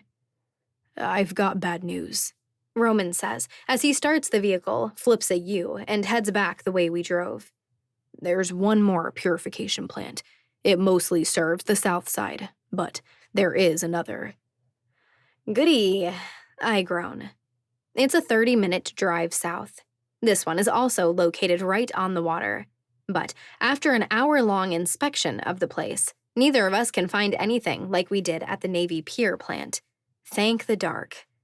So finally, at noon, the two of us head back north. You hungry? Roman asks. Almost instantly, my stomach growls in response. Roman chuckles, and it's possibly one of the best sounds I've ever heard. Okay, I may not have gone out for groceries more than once since I moved into my apartment 11 days ago, I admit. And things have been so slammed I might only be remembering to eat one meal a day, at best. Well, good thing I've got bacon back at the church, he says with a smile, turning down a street, pointing us in that direction. Fine, twist my arm, I say with a roll of my eyes. But I can't hold it in for that long. The chuckle comes from my lips just moments later. Chapter 5. It shouldn't be comforting, coming back to Roman's secret church base. My time here followed the worst day of my life. The day everything with Sebastian came to a head, and I realized he was paying his bodyguard to follow me at all times. The day I confronted him. The day I realized just how much was wrong with our relationship. But as we walk up to the front doors, I steal one glance at Roman. I'd gone into a panic attack. I dismissed myself from my own engagement party and fled to the bathroom, where I proceeded to fall apart. Roman had walked right in, the only person at that party unafraid to make things uncomfortable and dangerous by following after me. There'd been death in his eyes. He'd asked me if he needed to kill Sebastian. We hated each other before that night. So why? Why, during that moment, was he willing to kill one of the most powerful men in the city? For me? without even knowing what had happened. I step inside, and I'm not surprised when Jay is sitting on a desk, talking to a man I've never seen before. It's the real base of Roman's operation. Welcome back, Helen of Troy, Jay says, with a not-so-subtle once-over of me from head to toe. That draws a sneer from me. Ew, don't call me that. Am I wrong? He asks, arching a white eyebrow. Shut your mouth, Jay, Roman says, as we both walk past him, headed to the back of the church. You're only proving me right. Jay calls after us, his accent thick, raising his voice, as if we couldn't hear him from outside and across the street. I make sure to flip him the bird as I walk through the door. Roman is the second largest employer of vampires in the city, but you'd never know it. He runs a tight operation. There is never a surplus of employees hanging around. Besides the 2 out in the old chapel, there aren't any others in the building. We find the kitchen empty, and just moments later, I hear the front door open and close, and then we're alone in the building. I wonder where John is. He's still staying here at the church. How's your apartment at the club coming along? I ask, as I lean back against the counter. Roman opens the fridge, digging around inside. Honestly, I haven't been back since Sebastian killed me. Been a bit busy. Shit. I let out a breath as Roman straightens and closes the fridge before going to the stove. Honestly, I kind of forgot about that. Glad to know you're so concerned, Roman teases with a dark look, his eyebrow cocked. Still, he doesn't contain the smile creeping onto his lips. It's just death, right? I roll my eyes and shake my head with a smile. I mean, yeah, I do it all the time. You're not special, Roman. He chuckles and pulls a pan from a cupboard, setting it on the stove before he lights the gas. Seriously, though, the fact that you can die for people, that's big, Juliet. I let out a long breath. I mean, I'm pretty damn grateful it all worked out that way. And I mean it. What if Roman really had died that day Sebastian staked him in a jealous rage? I can't even imagine it. I'd be so damn lonely right now. For just a second, I imagine it. Roman staying dead on the floor, his skin remaining ashen gray. We would never banter or argue again. And with the thought, something in my gut shifts. I don't know what it means yet, but I know something feels different when I look back at him. But how am I supposed to feel about it? My other inability to die is a result of a literal curse coming from right here. I grab the necklace hanging from my neck with the glowing red crystal, dangling it between my fingers. But dying for others? I never took Sigrid that seriously when she said I had a gift. Until this point, I felt very clearly like a vampire. Nothing else. But this... I shake my head. You're both, Roman says, as he washes his hands, all the bacon now in the pan. The first that I've ever heard of. Vampire and gifted. You've got one of the most powerful gifts in this city, as far as I'm concerned. The power over death? That's not nothing. I shake my head and watch as Roman takes some eggs next and starts cracking them into a bowl. It's crazy to think about. How everything is tied together, how it all lines up. If it weren't for my curse, I wouldn't have this gift. Roman looks over his shoulder at me.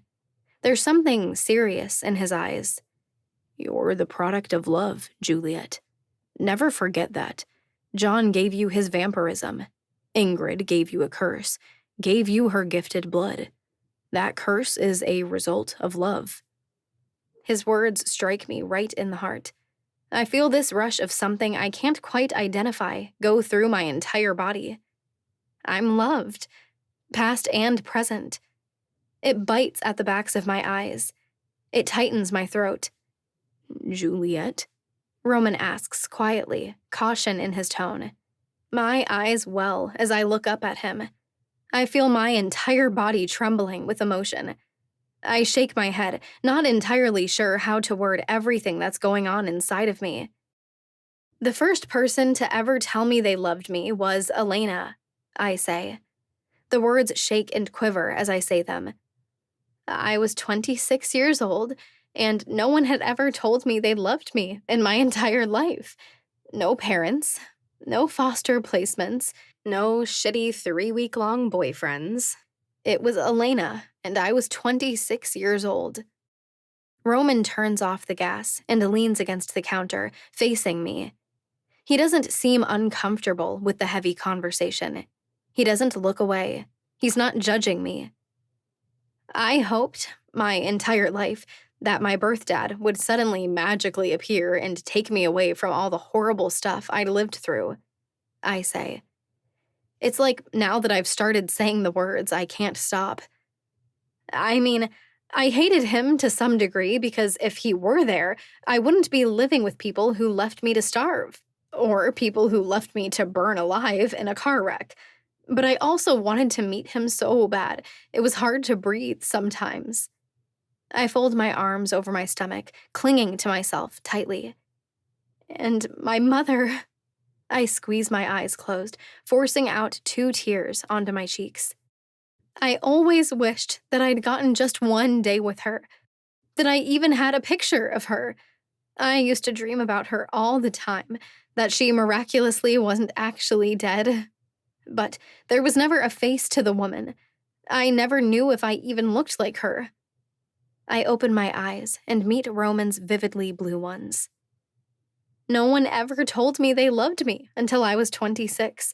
My screwed-up past has been my entire identity. It's shaped my entire sarcastic, bitter personality. It's the reason my body is covered with scars. But this, I don't know. I can hardly even comprehend it. But you're right.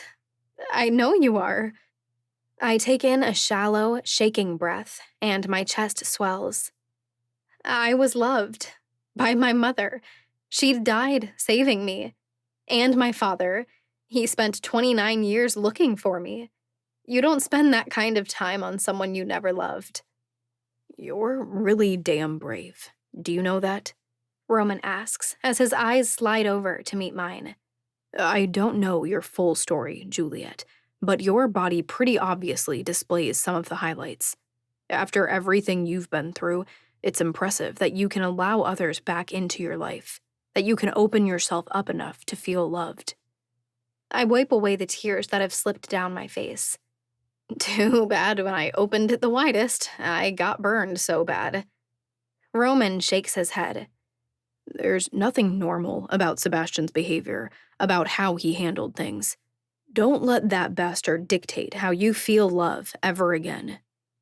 Look at us, I say sarcastically. 2 of the biggest assholes in the city, and we're sitting here talking about love over breakfast. Roman chuckles. He turns back to the stove and scoops the bacon from the pan. He puts it on a plate and hands it over to me. Yeah, well, he says, his voice unexpectedly low and a little bit rough. Somehow, you're easy to talk to these days. And he isn't wrong. Roman has been the person I've been able to talk to about anything lately. Once upon a time, the only person who held that honor was Elena. But there are things she doesn't know now. I plan to fix that when she's awake. I'm tired of secrets. But for now, Roman is it for me. He's the only person who knows every shady little detail of what's gone on the last few months. Do you think you'll stay in Chicago forever? I ask. I take one of the strips of bacon from the plate and stuff it in my mouth. The second it hits my tongue, I realize how ravenously hungry I am. I down the entire thing in 2.3 seconds. Roman watches me eat with amusement, but he doesn't comment on it. I think about leaving sometimes, he admits. Sometimes I feel like I'm hiding in the shell of existence, pretending there wasn't some other life I lived out there. I have no interest in going and looking for it, but I do know that at any moment, I could turn the page in the book of my life and start an entirely new chapter. It's an incredible idea when I sit and think about it. The possibility that one could start over from scratch at any moment. You could suddenly decide that you wanted to be a flower seller in Italy, pack up your things, hop on a plane, and go start an entirely new life. Routine is also kind of nice, I say out loud. I look over and meet Roman's eyes. Growing up, there wasn't much regularity in my life. I was always ready to pack up my things, 5 minutes to get all my stuff together, and get in the next caseworker's car. I can't imagine what that must have felt like to a child, Roman says with sympathy. I shrug. I mean, it's not like I ever knew any different. Normal is what makes up the patterns in your life.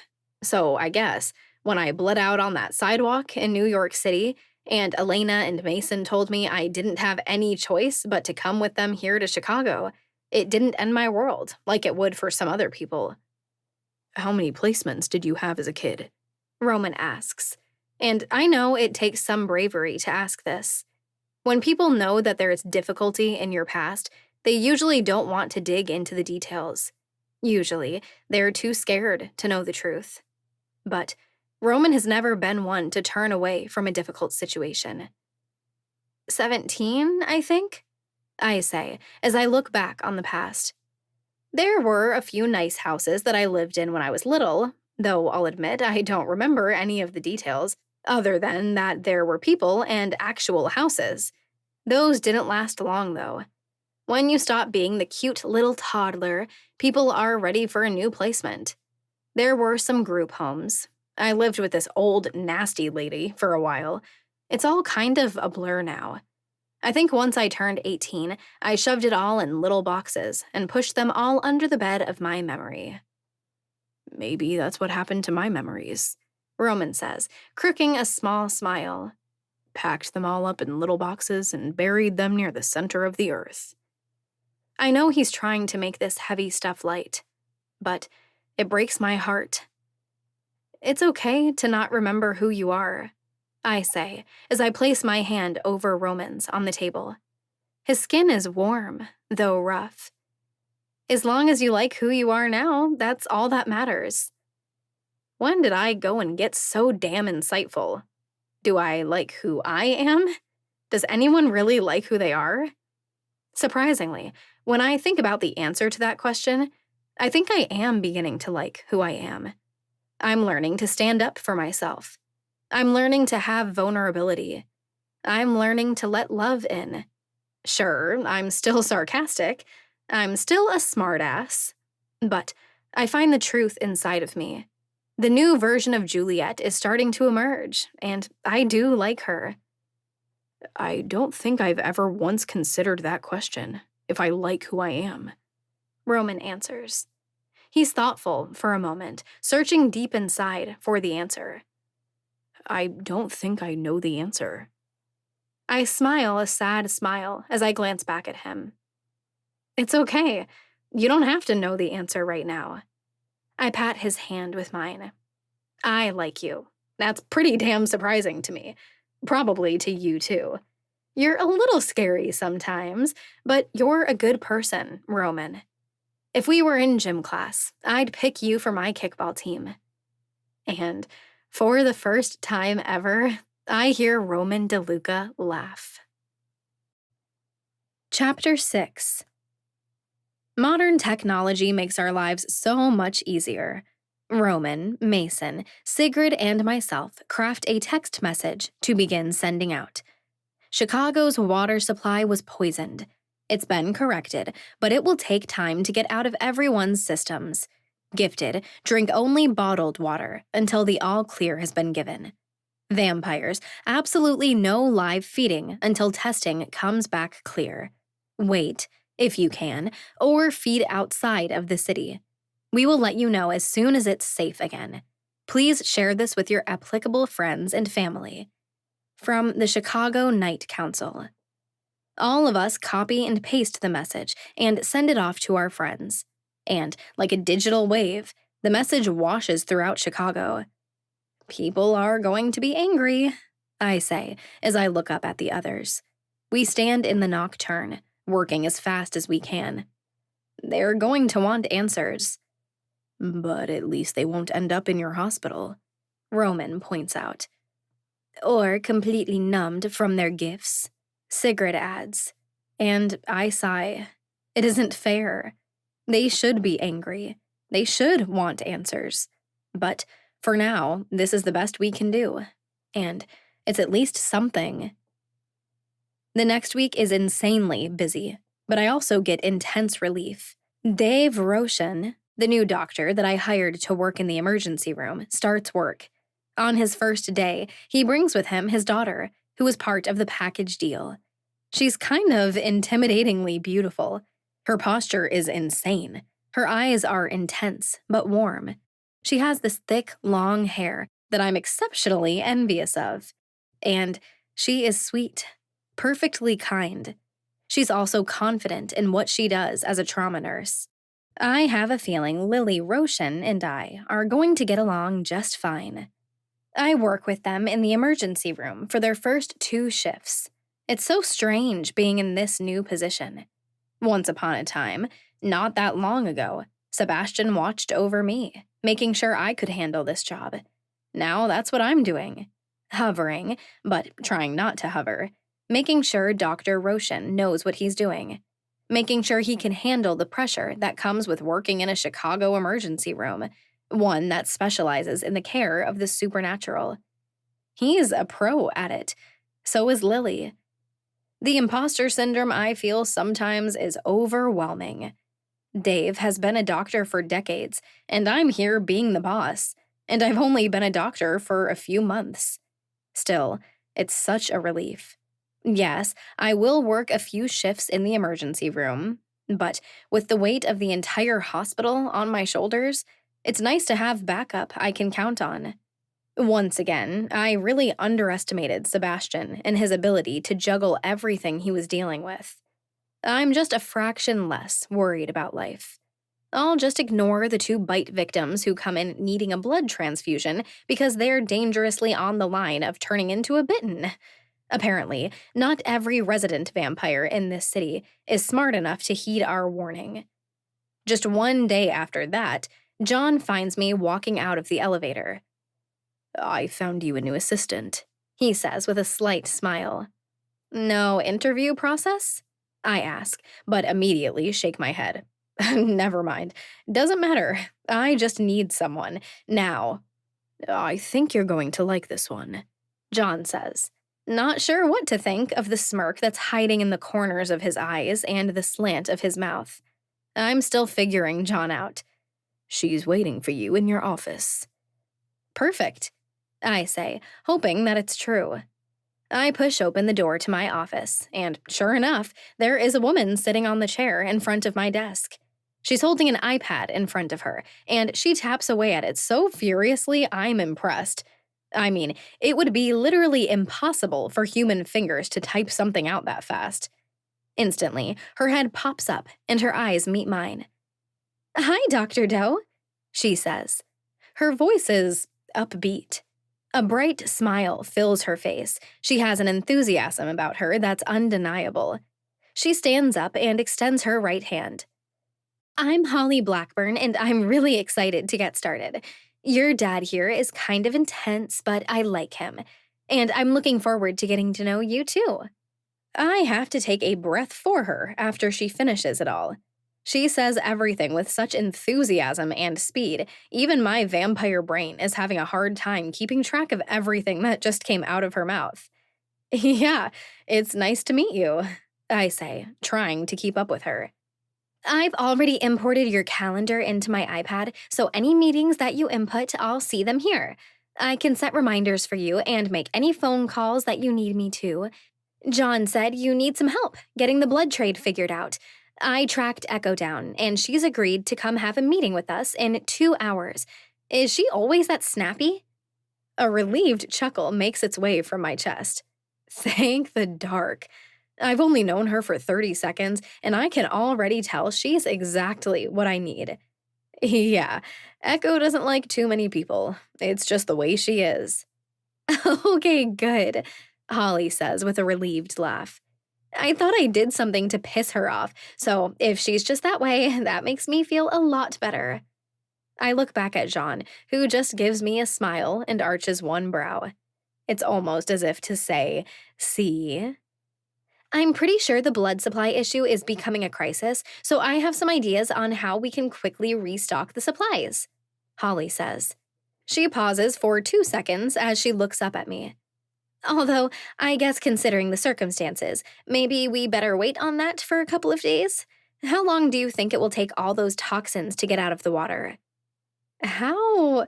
I begin to say, and then shake my head.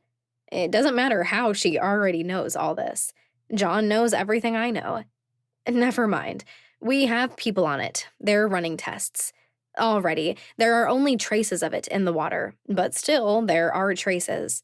We have test subjects coming in every 6 hours. We are running lab work on them so we can tell when the toxins are finally out of their systems. Cool, Holly says as she looks back down at her iPad and begins tapping furiously again. I've already got a flyer made up. All I have to do is put in the date and time. I'm working on a mailing list of different businesses and schools we can send this out to. Just give me the word and I'll blast it out. We have somewhere in the hospital we can accommodate a bunch of people, right? And I assume the required staff to do a blood drive like this won't be an issue, right? Damn, she's a blessing from up above, or maybe down below. I don't know how that fits into the vampiric world. Yeah, I answer her. We have all that. And thank you. You are a blessing. Aw, Holly says, and she literally places her hand over her heart. Thank you. You're so sweet for saying that. John chuckles behind me. Seriously, Holly is so upbeat and perky. Her presence fills the room like pink-tinted helium. I really am so excited for this job, she says, moving on, hardly even taking a breath in between any of her words. I was already on the fence about moving to Chicago. I mean, I heard a rumor about what Chicago was like, but I really didn't believe it because, it's Chicago, she says in this kind of duh tone. But man, Los Angeles was getting a little bright, so when John reached out to me, I was like, yeah, I'm ready for a change. How in the world did you find her in Los Angeles? I question as I turn back to look at my father. I know how to use LinkedIn, John says in fake indignation. What, is there some kind of vampire side of LinkedIn? Because I asked for a vampire assistant. Don't question my ways, John teases. Just be grateful I got you just what you asked for. Oh, I am, I say, as my eyes widen and I nod my head. This week is going shockingly well. I'm kind of afraid to breathe wrong or step on a crack in the sidewalk. For once, it feels like things are finally working out the way they're supposed to. And Superintendent Day hasn't even been poking around for days, John points out. See, maybe the world is finally righting itself. The next 3 days make my life exponentially easier. Holly is amazing. Like, seriously, she's the most amazing thing I could have dreamed up currently. She's insanely organized, and I swear she knows what I need before I even say it or think it. Our meeting with Echo goes perfectly. Sure, she gives me crusty looks, and she doesn't seem particularly happy to be here, but my offer for her to take charge of the blood trade in Chicago? Well, money talks. She agrees to take lead on it. And when someone brings in the results of the most recent blood work showing the tiniest traces of toxins left in our latest test subject's blood, it just gets even better. They give me a projection that the toxins will be out of every human's blood within the next 48 hours. Holly schedules that blood drive for a few days from now. She gets the blast sent out. Word starts burning through Chicago like wildfire. With Dave Roshan and his daughter Lily working in the emergency room, things are finally running the way they should be. So, when I walk out of the hospital on a very chilly but clear Tuesday morning, I don't feel like I'm completely drowning. I pull my phone from my pocket and call John. He answers after just 2 rings. Since I don't seem to be a murder suspect anymore and things are finally running smoothly for the first time in literally forever, I wondered if you might be feeling up for a trip? Where to? He says it in a way that tells me no matter what the answer is, he isn't going to say no. Kansas, I say, simply. Chapter 7. I take deep breaths in and out as soon as the plane detaches from the terminal and starts toward the runway. My fingers wrap around the armrests, and before I can remember my hands are way too damn strong, I crack the plastic on both of them. You haven't flown much yet, John says from beside me. I shake my head, and my stomach rolls just a little bit. I can count every time on one hand. I mean, I'm immortal. If the plane were to crash, I couldn't even die. But I'm still panicking like... John places his hand over mine. It's okay to be scared sometimes, Juliet. The touch is calming. I might not be a little girl, but it's as if my very DNA can sense that this is the man who created me, the man who instinctually would have taken care of me if he'd been able to be there. Slowly, my heart rate calms just a little. My parents met in the Bahamas, but my mother was already married to another man, John says, and goodness, he's good. My brain instantly forgets to focus on my fear and dials into the words he's saying. He smirks at my immediate changed state of mind. My father tried to pay her husband to divorce her, but he refused. Wasn't the Bahamas like crawling with pirates? I ask, trying to piece the time frame together. Exactly, John says with a smirk. Now, my mother's husband was a snitch for the governor, and she hated that, despised him for it. Pretty soon, she was hanging out in taverns, which were filled with pirates. That's where she met my father. This doesn't sound real. This sounds like an over-the-top movie. But looking at John, with his scars, the history in his eyes, I know he's not making this up. The plane rounds, and the pilot announces we've been cleared for takeoff. Once again, my fingers grip the armrests, and John puts his hand over mine again. The aircraft creeps forward and gains speed by the second. And, smooth and easy, we lift off into the air half a minute later. Perfectly smooth, John says, looking across me to the window. It's nighttime, so it's nice neither of us needs sunglasses. We both watch out the window as Chicago grows smaller and smaller. The darkness of Lake Michigan gets bigger. And when I finally realize that I'm truly on my way back to Kansas, my anxiety shifts. What then? I ask, needing the distraction. She took to him right away, and within a few weeks, she disguised herself as a man and joined his crew. She raided with him, fought right at his side. And none of the other crew members knew she was a woman until she started showing. When she was pregnant with you, I say with a smile. John shakes his head. My parents went to Cuba, and there, my brother was born. I sit up straight. So he's a vampire too then? Is he still alive? Unfortunately, my parents weren't ready to give up the pirate lifestyle yet, John continues. They left my brother with a family who already had a few children. Took me a few years to find out that he died of pneumonia at the age of 7. When he resurrected, the family thought he was a demon. They beheaded him and buried him once again. A curse slips past my lips. I hadn't really thought of it much, but it has to happen. That born must die before they're an appropriate age to resurrect. And they don't have the mental capacity to control their urges, John says with regret. Thankfully, it doesn't happen often, but it does happen. So when did you come into the picture?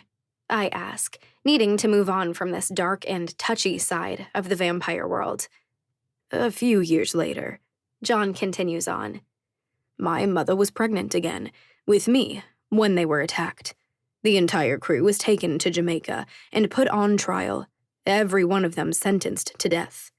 My mother pled for a delay, stating she was pregnant, so they put her in prison until I could be born. What about your father? I ask, my brows furrowing. He was a vampire. John nods. They bound him and let him hang for days. It's called gibbeting. There are no good records of where he was buried, so it's my personal belief that he pretended to be dead and then escaped. And I think he took my mother with him, because there is no real record of her death either. So, you were born and they disappeared on you? I ask. That doesn't sit well. I might not have grown up with parents, but that was because my mother was killed and John couldn't find me. But he still searched for me for 29 years. John's eyes fix forward, concentrating on nothing in particular. He shrugs. There's pain there. I see it. But he's had centuries to process it. It's all just my speculation. Maybe they really did die. Maybe they just wanted to keep living life on the seas. But yes, I grew up without them. It makes me want to punch someone. Growing up without parents changes you, and generally not for the better. John was abandoned. His mother would have died of old age at some point, but his father is an immortal vampire. The man could still be alive now. A few nuns took me to America when I was 3. John proceeds. I lived in an orphanage until I was 13. By then, I'd had enough of that. I took off to the ports and never looked back. It was easy to get hired to do runs back then. Guess the sea was just in my blood. And were these runs legal? I ask, drawing out my words slightly for implication. John chuckles. Those ones were. I worked on a merchant ship for 4 years before a man approached me and made me an offer I couldn't refuse. And the plot thickens, I tease. John sits a little straighter in his seat, his chin lifting. He looks uncomfortable, which is amusing to me, considering it's me and all the less than black and white things I've done throughout my life. It started out with a secret run from England to France. Some human royal had some business to take care of there and didn't want to draw attention. Next, it was illegal merchandise runs. I was good at this, and it gained me some attention. I thought I had stories from my teenage years, but they can't hold a candle to John's. Reputation can certainly get you farther in life, John says, though his tone doesn't indicate that he thinks this is a good thing. I knew exactly who my parents were. The nuns wanted to make sure I knew they were bad people. I think they wanted to make sure I didn't turn out like them. Looks like it backfired, I observe with a smirk. John nods with a smile as well. As my name became known to other sailors, my parents' reputation gained me respect I hadn't truly earned yet. But I was determined to prove myself. It's like watching a movie or reading an old book. This is the modern world. There are no real pirates.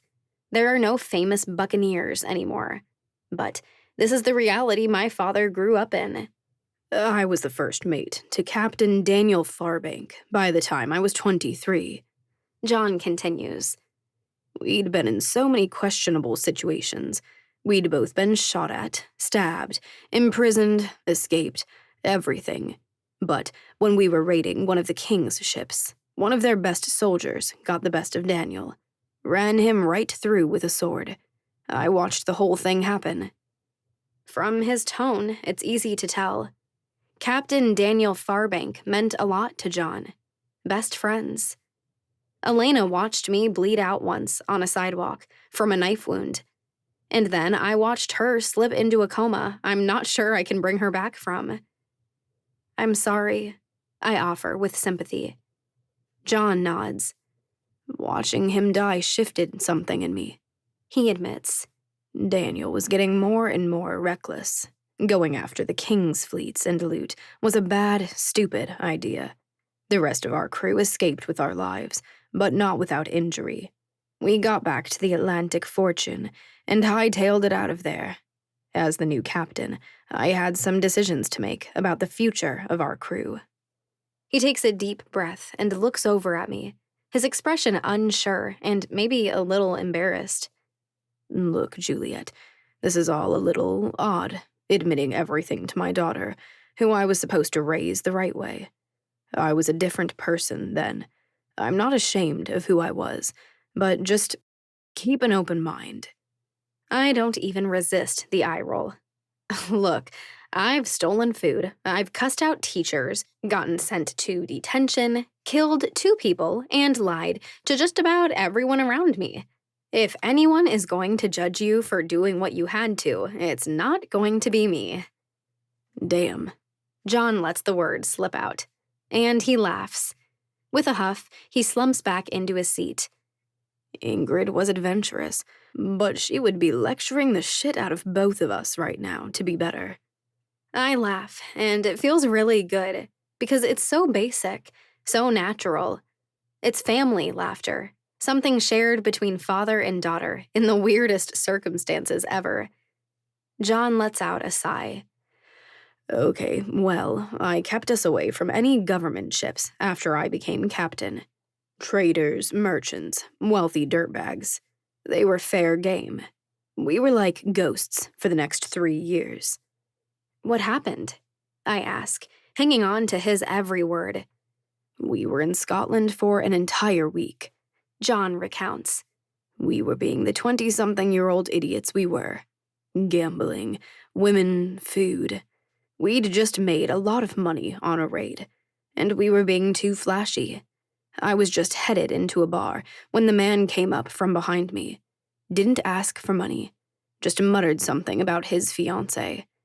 And then I was bleeding all over, and my face was searing agony. My eyes slide over to my father and the twin scars on his face. They go from the corners of his mouth and hook back and up toward his ears. 2 knives, 1 in each hand, and from behind? John shakes his head. I didn't stand a chance. Never saw him coming. I shake my head in horror, imagining how much it must have hurt. Did it go all the way through? This side, yes, he answers, putting a finger on his right cheek. The other, not quite. One of my guys had been messing with the local seamstress for a few days. When he heard me screaming, he came out and took me straight to her. The doctor in me is running through how it should have been treated. It's such a weird circumstance. I hope it's something I never have to worry about in my immortal life. The infection nearly killed me then, John says, raising an eyebrow. I was delirious for days with a fever. Asked one of my guys to kill me then, but the bastard wouldn't listen. We were stuck there for 2 weeks before I was well enough to get on my feet again. So that wasn't what took you out, I state. John shakes his head. No, I got another 2 years before we got ourselves in a bad spot with some other pirates. Took a bullet straight through the heart. Woke up 4 days later at the bottom of the ocean, fishes trying to eat my flesh. Shit, I state in shock. John nods, his brows raising, as if he knows just how insane it sounds. Swam to the surface and could barely see the port in the distance. Thought I was going to die again, but the newfound strength was incredible. I shouldn't have been able to fight the current, but in less than an hour, I reached the harbor and climbed out of the water.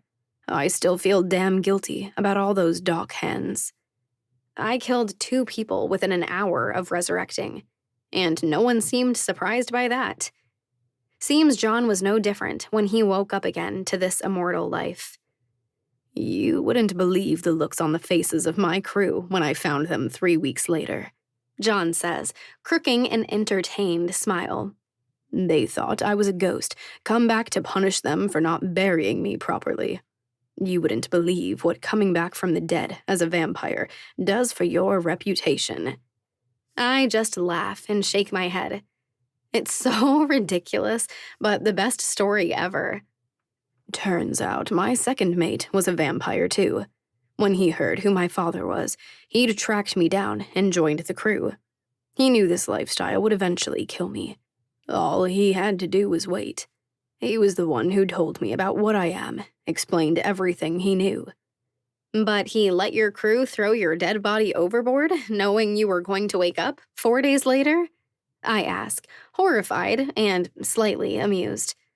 Bastard did always have a twisted sense of humor, John says, and it's obvious he's had a long time to process this because he actually smiles about it.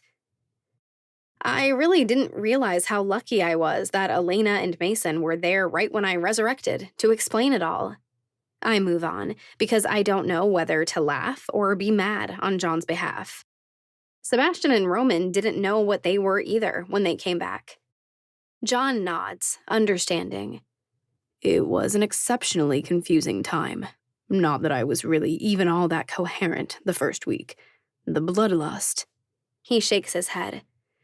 Took me a bit to get things under control. I wonder how many vampires there are out there that never get control over their bloodlust, or just don't care to try. I think out loud. Not many, he says, with a shake of his head. Just think how much attention it draws.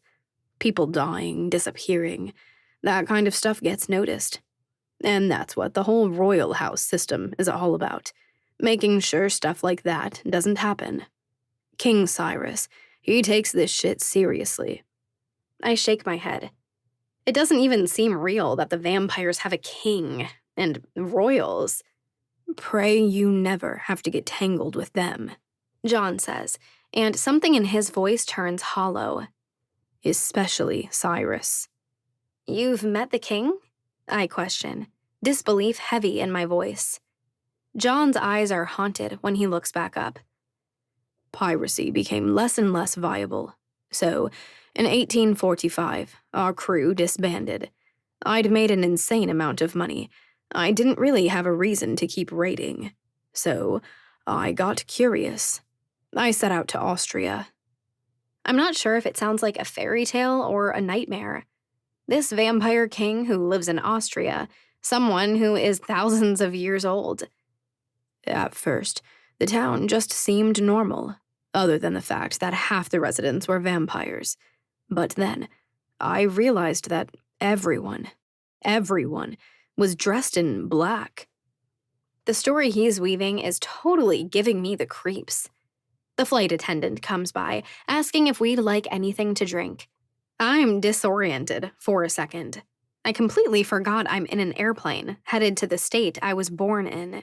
I completely forgot that there are hundreds of other people around me. John orders a Coke, and I get some orange juice. The woman smiles politely, serving up our drinks, and moves on. I laid low, tried to blend in, so I stole some clothes, dressed in their creepy black attire. John continues. For a few days, it just seemed normal as it could be, considering the residents. But on my third day there, all the vampires started heading to the castle. Of course there's an actual castle involved. No one questioned me as I followed the crowd. We all ended up in the throne room, and there he was, King Cyrus. Damn crown and all. There was something chilling about him. Some people, you look at them and you just know they're not a good person. The power radiating off of him. The creep factor raises tenfold. There were 3 women standing in front of him, dressed in these fancy red dresses. I could smell they were human. Cyrus launched into this speech about it being the 100th anniversary of the most recent death of his wife. The entire town was in mourning for her. And those 3 women. John trails off, and the haunted look in his eyes makes me pause, makes me let him have as much time as he needs to process this. They were the human daughters of the royal lines the queen kept being reborn into. They'd reached an age appropriate to see if they were the queen. Elena and Mason only mentioned it once, this resurrecting queen. A woman this king inadvertently cursed to die over and over, only to be reborn with a new name and face. And she only remembered who she was after she died and resurrected. Cyrus slit their throats, John says, in little more than barely a whisper. All 3 of them. He held them as they bled out and died. I will never, ever forget the look on that man's face. The hope, the agony, the impatience. It was all so morbid, but it was the most palpable thing I've ever experienced. Whoever his queen is, King Cyrus would do absolutely unspeakable things to get her back. Goosebumps flash over my arms. It's kind of romantic, morbid, disturbing. You hear about romantic tragedies. Shakespeare perfected it into an art. But the original story goes back to a vampire king and his queen. I couldn't stay. John moves on. After witnessing that, I had no more interest in staying and being part of that disturbing world. I wouldn't stay and learn more about that madman's court. I left that night. Were any of those women his queen? I ask, uncontrollably curious. John shakes his head. It's been more than 250 years, and he still hasn't found her. Why would I feel pity and sorrow for someone like John just described? Because it's so damn sad. If Cyrus loves this woman as much as John has conveyed, how agonizing must it be to wait centuries for the one you love to return? Maybe I can't blame him for turning into the boogeyman everyone says he is. From Austria, I went to America, John says, and almost instantly, the mood lightens. I spent 45 years living in 45 states. Would have been 50, but not all the states we have now were states yet back then. What? I blurt out, completely shocked. Really? A year in each state? He smiles and continues. My favorite state to live in is Oregon, in case you were curious. I just laugh. I've never been to Oregon, never even considered it once. We'll make that our next trip, he says with a smile. I like this idea, going on trips, seeing each other's favorite places. Though, to be honest, I have no idea what my favorite place is. I've been to so few of them. I'd like that. Eventually, I started missing the ocean. John moves on. I bought a sailboat at the turn of the century, doing private runs between New York and London to make some more money since it had been a while since I'd needed any. By the 80s, I was on my own again, with a brand new boat, and ready for adventure again. I sailed to Norway for the first time and met your mother just a few days after I got into port. My heartbeat instantly picks up, and it reminds me of what I'm doing on this airplane. We're flying to Kansas to search the graveyard for where she is buried. I plan to come back with her bones and take them to Marcus, the necromancer. She was playing the piano at this little lounge, John says, the look in his eyes softening. And she wasn't very good. A laugh fires out of me before I allow it to. Seriously? Seriously, he says, the corners of his eyes crinkling just a little. It was a pretty small town, and her uncle owned the place. He was desperate. She was bored, back home for the summer from university. What was she studying? I ask. Technically, it was botany and chemistry, but really, it was holistic health. I blink 3 times, frozen in shock and grief. She was a healer? John nods, a small smile at the corners of his mouth. It might not have been the same method, but you two have that in common. Did she know about her gift when you two met? I ask, suddenly filled with a million questions about my parents. John nods. She'd been able to weave curses since she was 16, and she was 23 when we met. How soon did you tell her what you are? John chuckles. She knew there was something off about me the moment we met. She thought I was gifted myself. She'd never met another vampire before me. I relax back into my seat, and there's something satisfying about hearing this story. My entire life, I wondered about my origins, how I came into this world, and now I know. Was it easy? I ask. Between the two of you, falling in love? John holds my eyes, and I think he understands why I'm asking. He knows what happened between Sebastian and me. He generally knows what conspired between me and Mason. Yeah, He answers. it really was. The moment I met Ingrid, I knew I wanted to spend forever with her. And she accepted me for who I was and who I'd been. She embraced all of it. The years we had together were better than all the other years of my very long life, combined. I wouldn't trade them for anything. My throat is tight, and my stomach hurts just a little. It sounds like a fairy tale, except for the part where a madman murdered her, and she had to curse the love of her life so he couldn't find her to protect him.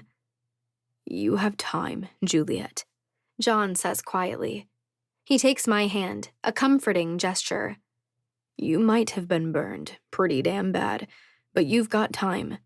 Someday, you're going to find that person you can be every ounce of yourself with. The person you can share every complicated piece with. And they'll be worth the wait. He squeezes my hand, pulling my eyes up to his. But until then, you're enough. While you're waiting, don't forget that you're whole on your own. Emotions well in my eyes, and I bite my lower lip, trying to hold it all together. I'm too full, too raw, but it's good. Thank you, Dad. Chapter 8. It's midnight when we land. The airport is quiet, which is nice. John and I take our carry-on luggage and head to the car rental counter. So, it's been like 10 years since I drove a car very regularly, I say, as we wait for the person ahead of us. I'm kind of hoping it's been more recently that you've driven. John chuckles. Yeah, that's fine. I can drive.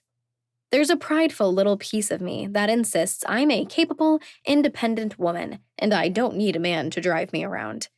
But I do have to think of the safety of the people around me and the health of the car.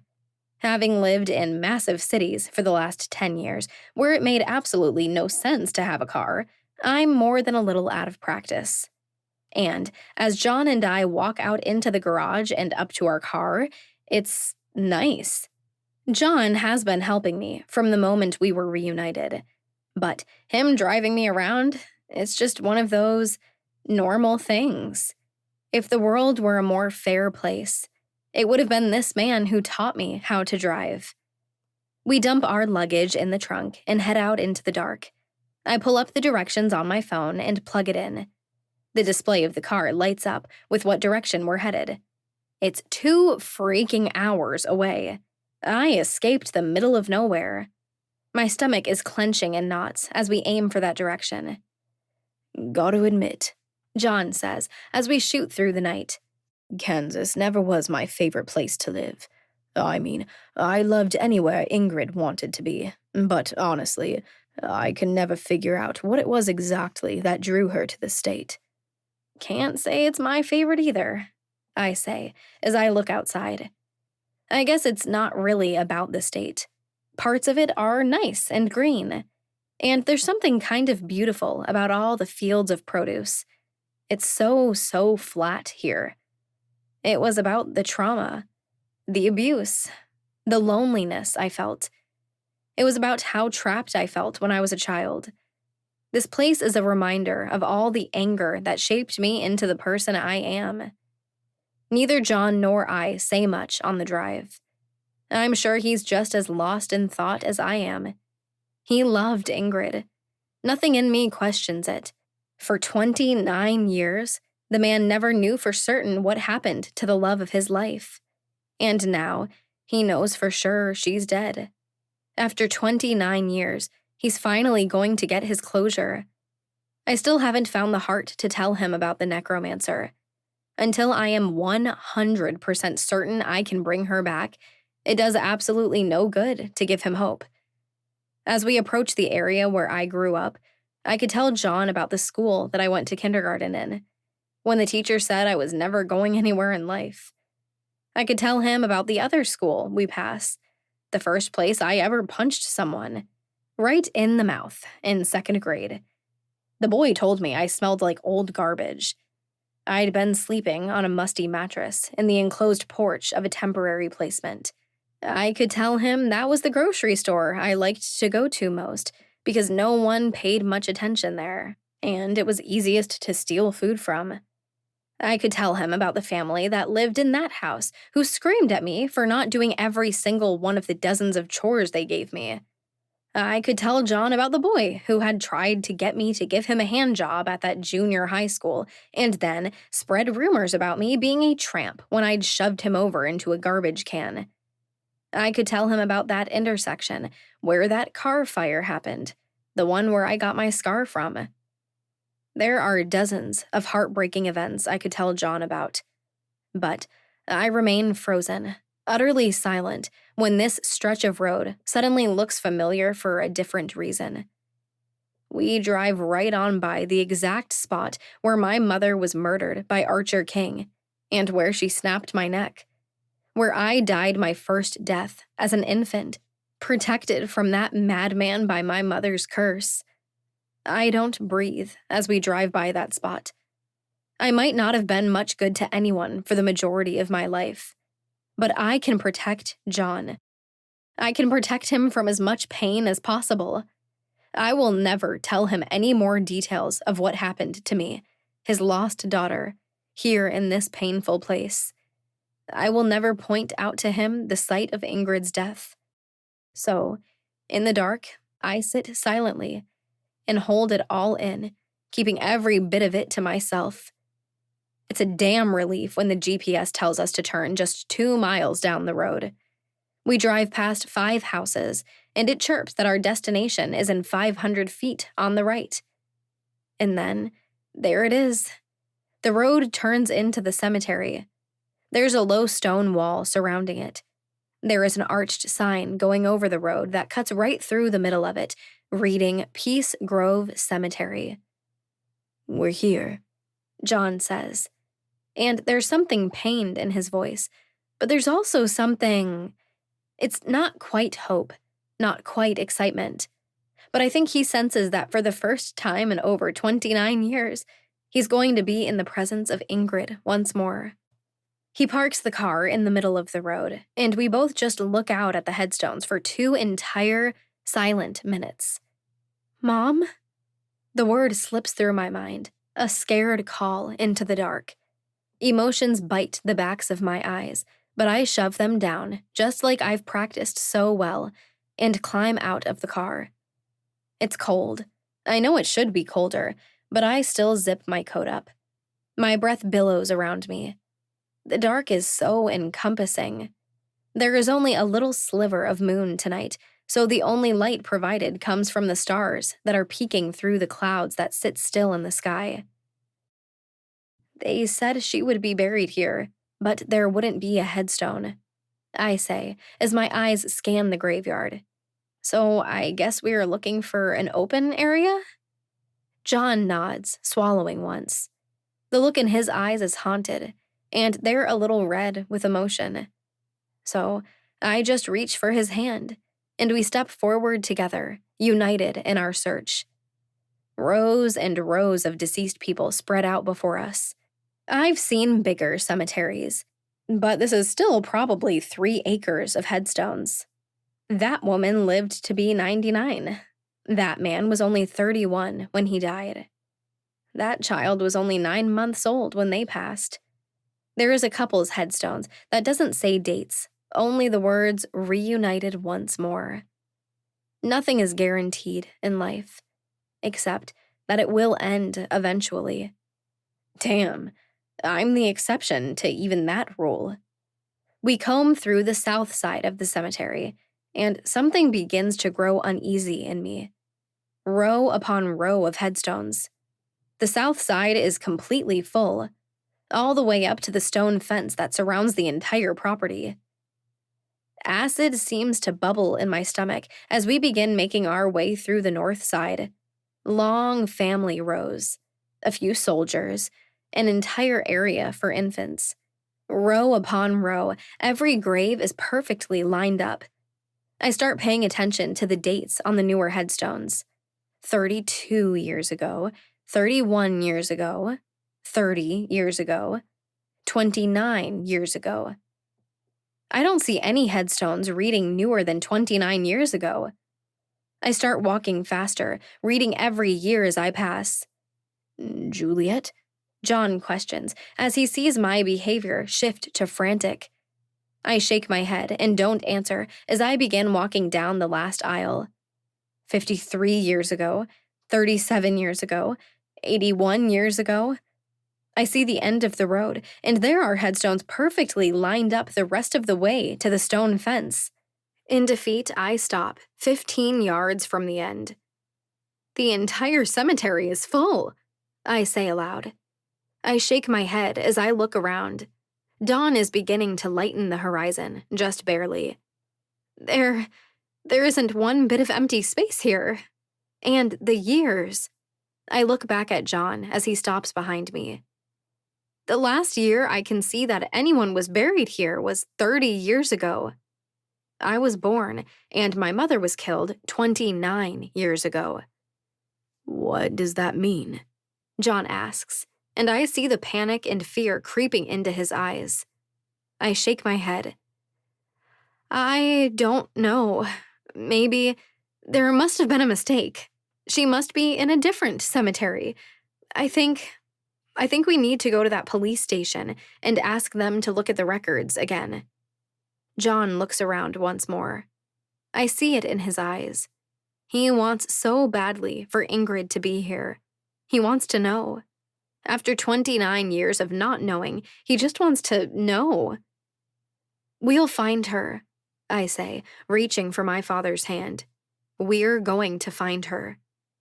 Silent and still searching, we weave our way between the perfect rows of headstones. As horrible as it was walking into that cemetery in South Chicago with Roman months ago, I wish an exhumed grave was what I was looking at now. I wish it was bones I was walking out of here with, instead of empty hands. We slip into the car, closing the doors behind us in defeat. On my phone, I look up directions to the police station and their hours. Non-emergency operations don't start for another 2 hours, but we find a diner that's open just across the street. With grim expressions, we head back the way we came and pull into the parking lot. Killing time is the last thing I want to do. We walk in, and just 5 minutes later, we place our orders with the exhausted-looking waitress who must be at the end of a long graveyard shift. Everyone processes anxiety and stress differently. Maybe it says something about our shared DNA that John and I say next to nothing the entire time we wait. We both pick at our food minimally once it comes. For the most part, we both sit with our eyes fixed on the table, each of us thinking about what this means, imagining where Ingrid really is. Finally, it's opening time. I pay for our meal, and the both of us walk outside and across the street, sunglasses in place at the rising sun. There is a man at the counter, typing something into a computer. "Excuse me?" I say through a thick throat as I walk up to him. He glances up at me once and keeps typing. "I'm looking for someone in records who can help me. We're here looking for information on a Jane Doe from nearly 29 years ago." "You're going to want to talk to Mark," the man says as he keeps typing away. "Down the hall, last door on the left." "Thanks," I offer, immediately heading that way. It's dead inside, because nothing happens in this dusty place. John and I follow the hallway, and I don't realize it, but I'm holding my breath when I spot the last door on the left. Affixed to the door is a little sign that reads, "Records." Through the glass window, I see a woman flipping through a binder. When I try the door, I find it unlocked, so I push it open, and John steps inside behind me. "How can I help you?" she asks. Her tone is to the point, but not unkind. "I was told to ask for Mark," I state, feeling uneasy. I've only been in this police station twice, but both times I thought I was going to be arrested. Only one time did I end up in juvenile detention for 7 days. "He's out sick today," she says as she stacks one binder on top of another. But I can help you. He's retiring in a few months, and I'm his replacement. Oh, okay, I say, surprised, hoping we can still get what we need. We're trying to track down a Jane Doe, John pipes up. His voice is filled with determination and hope. She was my girlfriend. We'd been separated when she was killed. I'm sorry to hear that. The woman, whose name tag reads as Officer Jacobs, answers genuinely. What was the date? I rattle it off to her. Give me just a second, she says. Officer Jacobs disappears between stacks of shelves, diving deep into the archives. We hear her rustling around, out of view, for about 2 minutes, and finally, she comes wandering back with a binder in hand. We haven't got to digitizing this far back, but thankfully, the records are all in good shape, she says as she lays the binder down on the counter. She looks up at John, a crease forming between her brows. You say you were her boyfriend? Yes, ma'am, John answers. Damn, she says. You should share your diet, exercise routine, and skincare regimen with the whole world. John offers the briefest, smallest of smiles. Little does this woman know that John looks exactly the same now as he did when he and Ingrid were together. Let's take a look, she says as she opens the binder and begins flipping through reports. October, September, here we go, August. More slowly now, she begins thumbing through the pages of documents. It feels like it's taking forever and going way too fast at the same time. All right, here we are, she says. Jane and Baby Doe called in at 4:16 a.m. Woman with blonde hair, medium height, average build. Baby was said to be only hours old. Shit. Juliet Doe, I say, feeling all of my insides twisting. Nice to meet you. Are you for real? The woman gapes in shock. You're Baby Doe? And father? Once again, she seems doubtful about John. Wish things weren't this way, John says. The look in his eyes says he wants to get this over with, and I couldn't agree more. Again, I'm so sorry, she says sympathetically. How can I help you? Since we only recently found out what happened to Ingrid, we just wanted to get some closure, John says. Juliet called here 2 months ago and was told that Jane Doe was buried at Peace Grove Cemetery. But we just combed the entire place and there are no open spaces, I fill in. I guess it was Mark, who I talked to before, but he said she wouldn't have a headstone. So I'm thinking there was a mistake and she's in a different cemetery. Let's take a look, Officer Jacob says, her tone shifting at the weight of this conversation. She flips through the multiple pages from the report. I'm so damn curious to study every word, to know all the details, even though it's unnecessary. I've seen every second of that horrible day. Yep. Says here she was buried in Peace Grove Cemetery.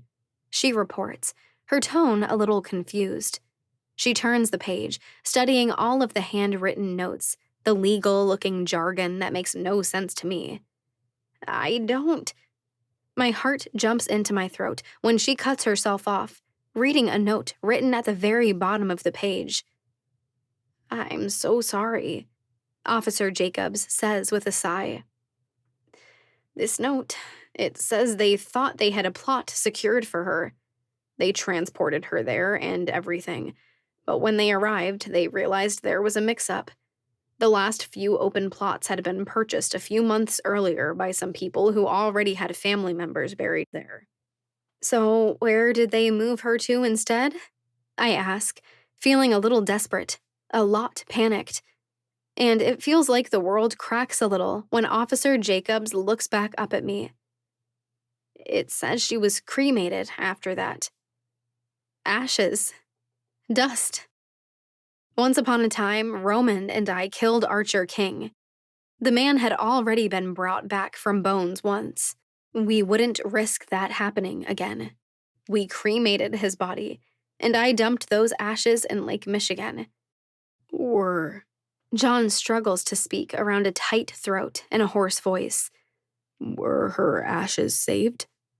Officer Jacobs looks truly sorry as she meets his eyes. I'm sorry. Since she was a Jane Doe and there was no one to collect the body, the crematory would have disposed of what was left. Thrown away. My mother, Ingrid Erickson, curse weaver, and love of John's life, was thrown away after they burned her body. Tears instantly well in my eyes. My throat closes up. The world tilts a little as my head spins. I'm so sorry, Officer Jacobs offers again. I spin, blinking hard. She's gone. She's really, really gone. Dust brushed into a waste bin, thrown into a landfill over 2 decades ago. I step to the door and push it open. Numbly, I walk down the hall, and I'm vaguely aware of John following me out. I'm blinded by the sun as I step out, and as the first sob rips past my lips, I pull my sunglasses back down and don't even check for traffic as I cross the street back to the car. I suck in a gasp as soon as I'm in the seat and the door is closed. Huge, fat tears cascade down my cheeks, and my entire body shakes. John slips into the driver's side. His tears slip down his face silently. But even though he has to be experiencing grief in this moment, too, he leans across the center console and wraps his arms around me, pulling my face into the side of his neck. Sob after sob rips out of me. For 29 years, I'd longed for the mother who died. And then for 2 months, I had hoped that I could bring her back, that a miracle might happen, that against all the odds and years of time, I could get her back. But that hope is dead now. There are no ashes to collect. There are no bones to dig up. There isn't even an empty patch of grass to stand over and grieve. My mother isn't coming back. Some things don't work out. In this new supernatural life I live, it's easy to feel like anything can happen. I have power over death. So, I truly believed that I would get my mother back. But not everything works out like we hoped for. Sometimes the dark, hard things stay hard. I'm so sorry, I sob into John's neck. I'm so sorry. He doesn't say anything. As he holds me, his entire body is quaking. I feel his quiet tears land on my cheek. He's had 29 years to process what he knew was the most likely outcome of her disappearance. He didn't know that there was a chance of her coming back from the dead. John's grief is different than mine, but no less valid. So, in a tiny rental car, in a town I hate, we both utterly fall apart, holding on to each other for dear life.